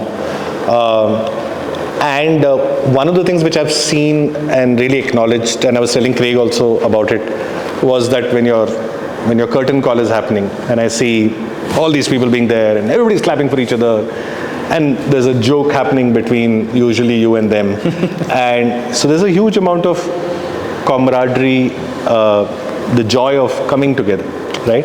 Which is one of the things which theatre can do, a lot of other things can't do. We live in a world where everything is so competitive. Everywhere there is a non-safe space. You start working, your boss is your enemy. You start going to college, or somebody is bullying. Everything is a non-safe space. In a world like that, I think and I'm watching from outside, I love what it looks like, a safe space. It looks like a creative space. It looks like a exciting space for young people who are doing things together, and I really love that. In fact, I went to Craig also and said sometime that this reminds me a lot of how Evam in the first 10 years was, if you come to our office, you'll find 30 people and they'll be doing something, right? And so that place is exciting to build, but it's also a privilege and a responsibility of sorts. And everybody needs to take responsibility for each other, because it's very easy to get it wrong after some time. So I would think, great that you have it. I think keep building on it, and keep also asking, why is it doing what it is doing right now? And therefore, what are the things I need to keep doing to continue it? And this is, I'm not even talking about the work that you're putting out, just that energy in the people, right?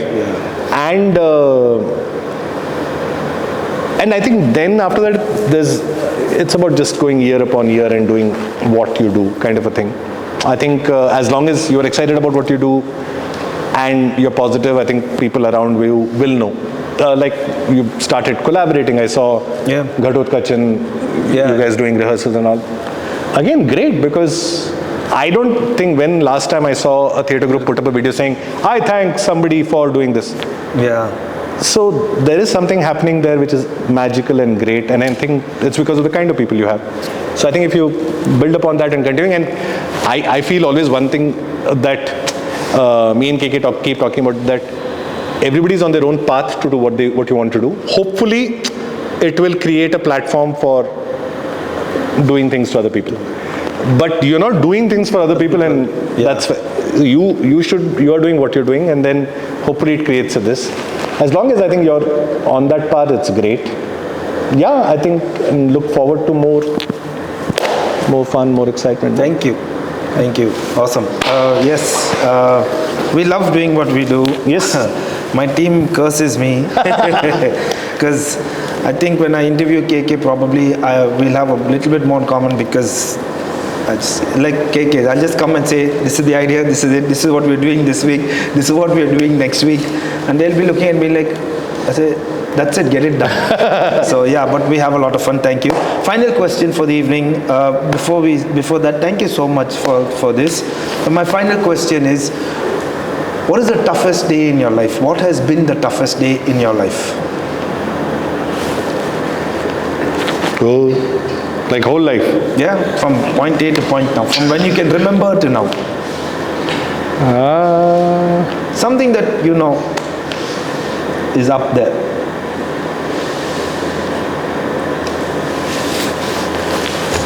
Okay. No, difficult thing, because I'm trying to think about memories like flashes, and I'm thinking.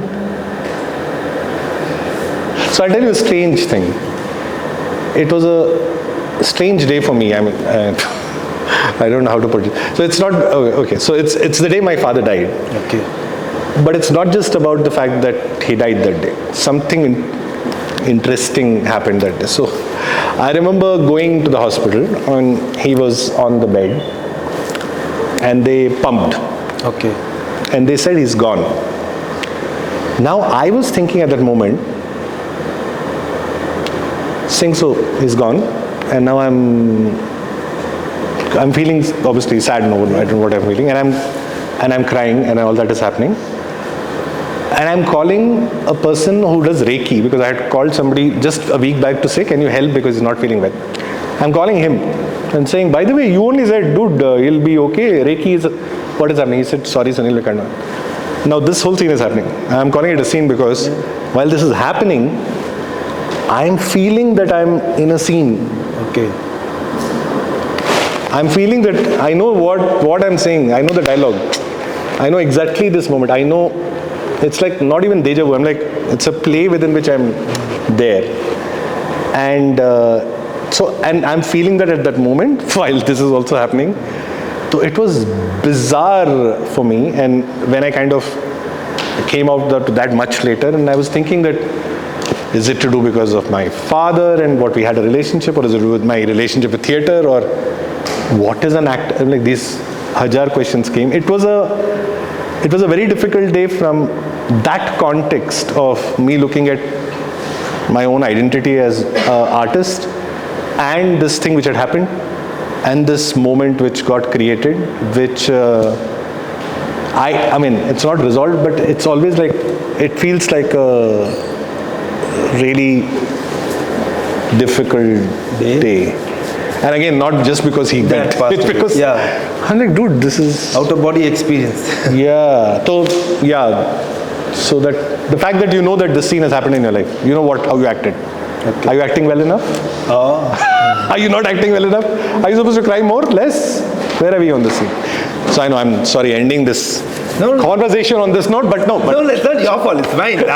So thank you so much for that. Thank you for sharing. Now, because I wanted to, like even last time I did this, so I think it's nice to bring people, and then you give that one moment where you reflect, you know. Yeah. And it could, your toughest day could be anything, and a lot of people, different people will have different emotions towards it. True, because I haven't quoted the day when Michael Muthu asked me to shave my head off for a play where I'm playing an army guy, and my girlfriend ditched me that night because of my hair. And I said, theatre! And then what did Mike come and say the next day? Macha, why you shaved your hair, Macha? Mike, I'm so looking forward to the day I will get Mike in this chair. Yeah, but and someday soon. But anyways, thank you so much, Sunil. Thank you so much. Really appreciate it. It was wonderful. And